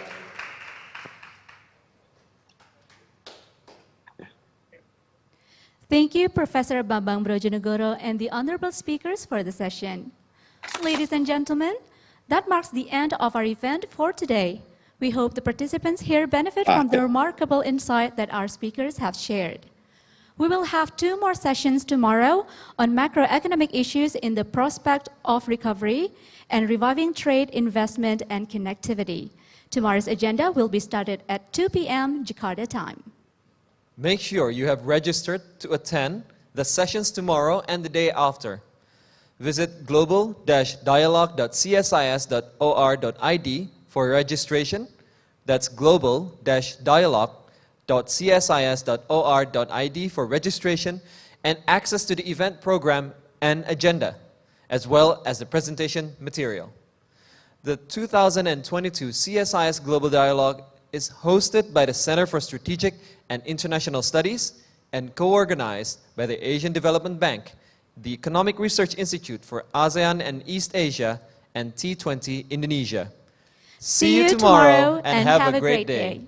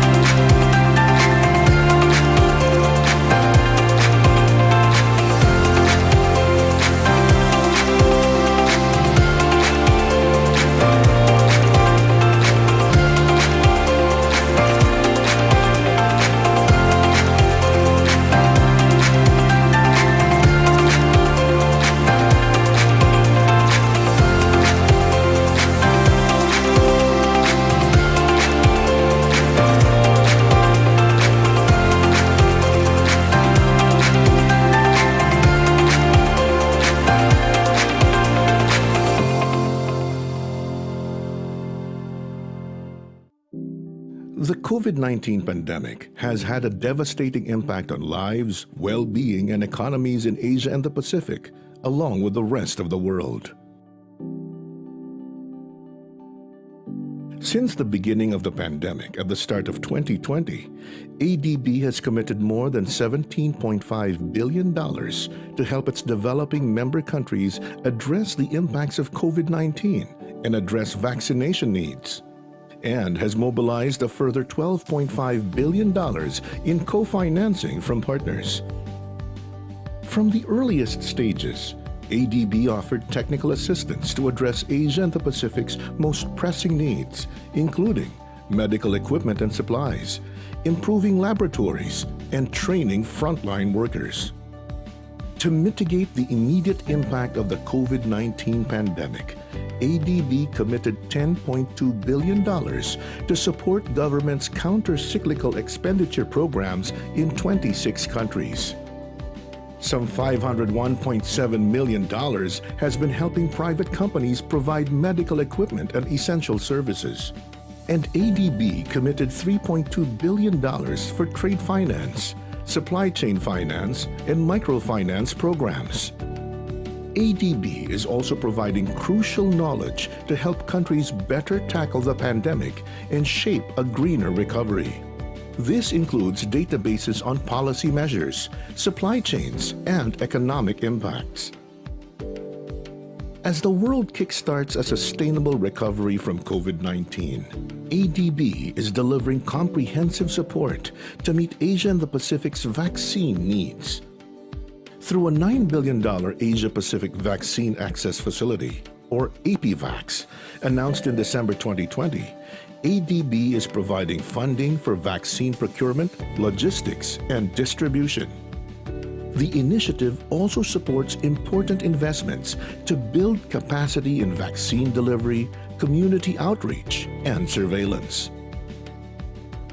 Throughout its COVID-19 response operations, ADB is working closely with partners, including other international financial institutions, bilateral institutions, and the UN system. ADB is adapting with agility to the region's changing circumstances, working together with its developing member countries to rebuild for a long-lasting recovery.